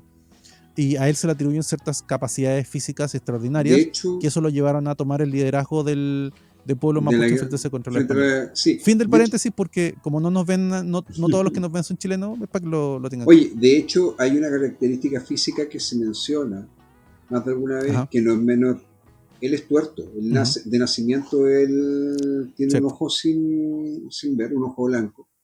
Y curiosamente el ojo izquierdo. Lo más probable es que eso tenga que ver con el conocimiento que tenía Alonso Arcilla respecto al pueblo, a la historia que se inventó en ese momento, y quiso romantificar la imagen del salvaje sabio al estilo de Odín. Recuerda que Odín también era tuerto. Entonces, en el fondo... Mira, dentro de todo, Ercilla nos tenía buena. Ercilla no le quedaba otra que tenernos buena. Pues, no sé. Él romantifica amorosamente la historia de la guerra de Arauco. De la primera conquista chilena. Y ahí, por ejemplo, también están los otros detalles. O sea, el janiqueo que se te plantea en esa historia es una machi con poderes. Entonces, en el fondo también, y los chicos siempre lo han dicho, weón, aquí no hay coincidencia histórica para nada, nosotros jugamos con flexibilizar algunos elementos. janequeos de como en fin, 100 años no posterior a los otros dos, pues, weón, ¿cachai? sí, no me vengan a criticar aquí a los cabros de que no, es que esto no tiene contexto histórico. No lo tiene. No Es un lo tiene, cómic weón, es un de cómics ficción y aventuras. y la idea es Ya, atraer al público no un para que libro de pueda historia. Sí, estudiar y buscar sí, el conocimiento real detrás de esto. Es la misma weá que sí. hace el gran Parche Yo, Ortega con Metahulla. Metahulla, weón, no claro. tiene ni pie ni cabeza, es una ucronía. Pero les sirve a los chicos para poder investigar quiénes son las figuras históricas que salen ahí. Sí, no, yo leo un par de comentarios que de repente le han hecho, bueno, ya no se lo hacen, pero en su momento se lo hicieron al Seba y a Guido de que no, es que esto está históricamente incorrecto. La respuesta es sí, porque es un cómic de aventuras, no un libro de historia. No pretende ser Exactamente. históricamente correcto, pretende ser divertido e interesante. Y es divertido e interesante, así Ahora, que lo que eso. sí que parece uno de los elementos más fantásticos de la historia Ujú. es real, es el hecho de que Galvarino él pierde las dos manos y después de Ah, que sí. las pierde, él se hace instalar dos lanzas, dos puntas de lanza en las manos. Entre Eso comillas. es Bueno, historia. claro, ahí entramos en pequeñas discusiones de si podría haber sobrevivido todo el tema. No vamos a entrar en ese punto, pero La eso es lo que amarra, dice la weón, historia sí. otra vez. Claro, eso Eso es dice lo la que dice la historia, o historia sea, otra el vez. muchacho se amarraba, Ah, que tenía sí. probablemente alguna persona que le limpiaba el trasero, weón, porque claro, no tenía manos. Weón. No, más que eso. Yo considero que es posible, pero ese hombre murió rápido. Bueno, Ya, él porque la infección no te la quita nadie. se supone que él logra sobrevivir por 6 años y después cuando lo pillan de nuevo, él pide, ahí deciden ya matarlo definitivamente. Entonces, por eso sí, pues son mitos finalmente. Sí, Sí, pues, es que a eso voy, son mitos. es lo Son mismo que mitos. O pasa sea, a ver, con Manuel Rodríguez. O sea, Manuel Rodríguez, con sí. todo el respeto que me merece, la historia de él, nadie puede haber estado, weón, en Santiago, en Rancagua, weón, y en Viña al mismo tiempo, pues, weón. En 24 horas, weón, Sí. ni cagando, menos en esa No, época, pues, a weón. mí, a mí de la figura de Manuel Rodríguez, no voy a entrar en polémicas, pero la figura de Manuel Rodríguez me parece tan curiosa como la gente dice que, no sé, como que lo volvió poblacional, es del pueblo. Y era un cuico igual que, que Carrera, pero quería en el país, creía en Chile, creía que Chile podía Ellos ser eran independiente. burgueses, Ya, en el eso sí. sentido, Entonces es muy, de la burguesía noble de la época. sí, Bueno, es que eran es cercanos muy a la curioso gente. como el cariz de Manuel Rodríguez se ha vuelto muy cercano al pueblo, el pueblo entre comillas, la gran masa empieza a creer que Manuel Rodríguez era una persona como un granjero. No, No. no, lamento Él, romperte el corazón. él No, iba a ser de hecho abogado, era weón. muy amigo de era muy amigo de José Miguel Carrera por un motivo, porque Habían tenían estudiado su juntos. casa, sus solares estaban uno al lado del otro, eran vecinos. No, pero Y además tenían habían creció juntos estudiado, acuérdate prácticamente. que habían estudiado juntos y era su mejor amigo toda la Sí, vida. sí, estuvieron en España juntos. No era específicamente del pueblo, pero sí era del pueblo de esa época, esa es la Sí. verdad. Y creía en Chile, creía que Chile correspondía que Chile existiera como país independiente. Ya, ¿sabes qué? Vamos a dejarlo hasta aquí porque nos estamos yendo a otros temas que A igual 10.000 son lugares interesantes, más. esperemos que les gusten. Aceptamos todo tipo de opiniones aquí, no estamos diciendo que esta sea la verdad absoluta de la historia de Chile, porque no. Ya, Cerrémosla con un comentario ¿El de cada Capitán uno Júpiter? con respecto Sí, al personaje. dale. Fernando, comienza tú. Capitán Júpiter Dale. necesita un revival Sí, urgente. el Sí, Capitán Júpiter. o de Manuel Rodríguez, no sé, tú escoges. Mira, yo creo que el género Ya. yo soy de la idea que no debemos ya en estos tiempos homologar o copiar lo que hacen otras editoriales y otros géneros. O sea, el género de superhéroes, por mucho que se siga manteniendo por las editoriales que tienen chorrera de años de circo, hay más cosas por hacer. De hecho, creo que Arcano Cuarto va a presentar ahora, creo que en octubre presenta una cuestión tipo, no sé, vi la ficha, perdona a los autores, pero me recordó a Evangelion, no sé, pero me tinca que va por allá la cosa con robot, ya algo diferente que dedicarse a superhéroes. Ya para mí ya me enganchó, ya que hay robots. No hay superpoderes. Buscar otras vetas de narrativas, ¿cachai? O sea, lo mismo que hace Castro y Guido, tomar personajes de nuestra historia y presentarlos de una manera atractiva a que no se acerque mucho a la historia, pero que le permita o lo invite a buscar, ¿cachai? Lo mismo que por mucho que que diga o no diga el actual el señor Baradit, yo los libros donde él cuenta, relata, anécdota X, muy criticado por los doctos de historia. Ajá. Pero el material que él interpreta es también lo mismo, o sea, es una invitación a que la persona que no se quede solamente con lo que está en ese libro, sino que intente investigar o buscar en esos libros doctos, en otras fuentes, más cosas de la historia de nuestro país, porque eso es lo que al final de cuentas lo que queremos, reintegrarnos como nación, estar orgullosos de lo que de nuestros años, de lo que se ha creado y lo que se puede seguir creando. ¿Sí? Pero no depender o sea, porque los gringos hacen superhéroes, Chile también tiene que ser superhéroe, ¿sí? Como te lo mencioné en otro capítulo, o sea, material hay para no acotarnos solamente a un contexto histórico, como pasa, vuelta a retomar, con Allende. No tengo nada contra Allende, pero sino que no nos quedemos en esa época, ¿no? Hay más cosas por hacer, hay más cosas para crear, de gente que lo mismo, que un cabro que dibuja en Isla Pascua con un guionista de Antofagasta, se juntan, hacen una cuestión nueva. El espíritu está, esa cosa, o sea, esa cuestión. Ya. Ojo, tú estabas hablando de Mecha Selman, en la nueva publicación que sacaré Arcano Cuarto. Sí, está bien interesante, pero curiosamente el universo de Mitómano Comics ya había tocado a los Selkman con sus propios superhéroes, ¿ya? Y de hecho en un tono bien parecido, con Anaya, en un tono bien parecido, al menos de lo que es la portada. No hemos leído el cómic, cuando lo leamos diríamos. No, pero va por otra línea, va por otro lado. Yo tuve contacto con los chicos, uno de ellos participó en Santiago Desierto, es el ilustrador de Santiago Desierto.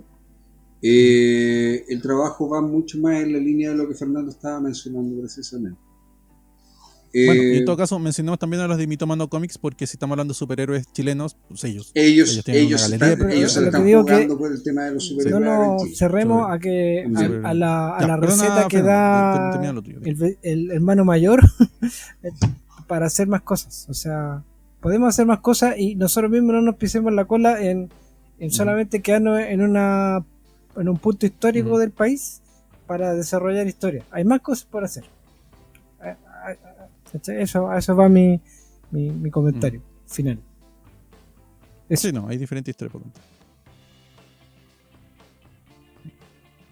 Bueno, yo por mi parte, a todos los que puedan leer algo de Capitán Júpiter, está por ahí dando vuelta, búsquenlo. Están las revistas dando vuelta, no son baratas, ojo, no son baratas. Yo estuve haciendo un pequeño testeo y están a más de 10.000 pesos cada número.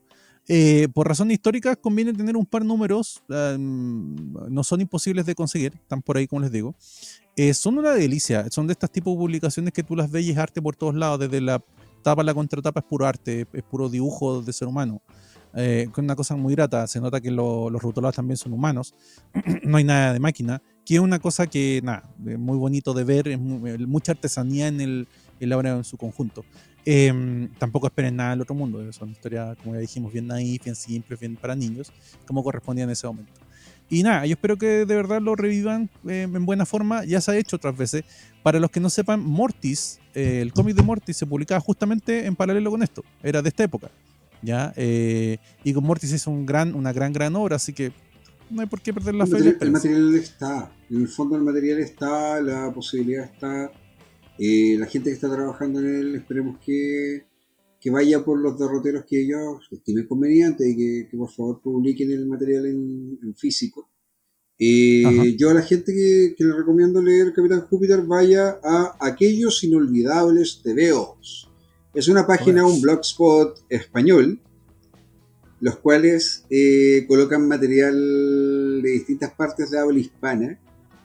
Y ellos, el 3 de abril del año pasado, del 2019, hicieron una nota para poder subir el Capitán Júpiter del 1 al 22 de Editorial Zigzag. Está para bajarlo. Ya, vayan a la página. Ojo, hay todo un tema con los derechos de autor dando vuelta, pero consideramos que no es ilegal.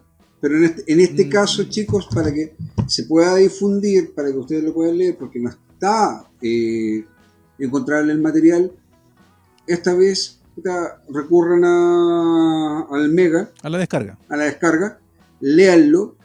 Y después de eso nos gustaría, ojalá que don Luis Serna autorizase una reedición del Capitán Júpiter, que saliese aunque sea limitada para que la gente pudiese leerla y saber más de nuestra historia comiquera. Claro. Personalmente yo tengo mis gustos. Parte de mi idea siempre ha sido que estos personajes se rescaten y se puedan seguir publicando para que las nuevas generaciones puedan leerlo. Ya, eso, por mi parte. Ya chicos, nos estamos despidiendo. Ha sido un placer compartir este día para ustedes. Espero que el 18 de septiembre, Fiestas Patrias Chilenas, haya sido bueno, porque el mío fue espectacular. Voy a terminar con problemas al hígado, al corazón, no sé, pero voy a morir con las botas puestas. Yo voy por unas piscolas ahora antes de acostarme, porque tengo que trabajar también, así que... ¿Para relajarte, decís tú? ¿Para relajarte? No, bueno, si tengo que leer, estoy... Bueno, para los que no sepan, bueno, Fernando ya sabe, tú también ya caché por dónde va. Pero en este momento estoy leyendo una historiografía. Es un libro, un texto que es de algún historiador, en especial doctores en historia, que te entregan los antecedentes para poder guiarte en la investigación de algún personaje histórico, de algún punto histórico, de alguna situación. Y es bastante interesante, el de don José del Pozo. ¿Ya? Pero hasta ahí yo puedo contar por ahora de esto. Nos vemos. Eso. Chao. Ya chicos, cuídense mucho. Chao. Chicos, nos vemos. Despídense. Cuídense. Chao, chao. Chau.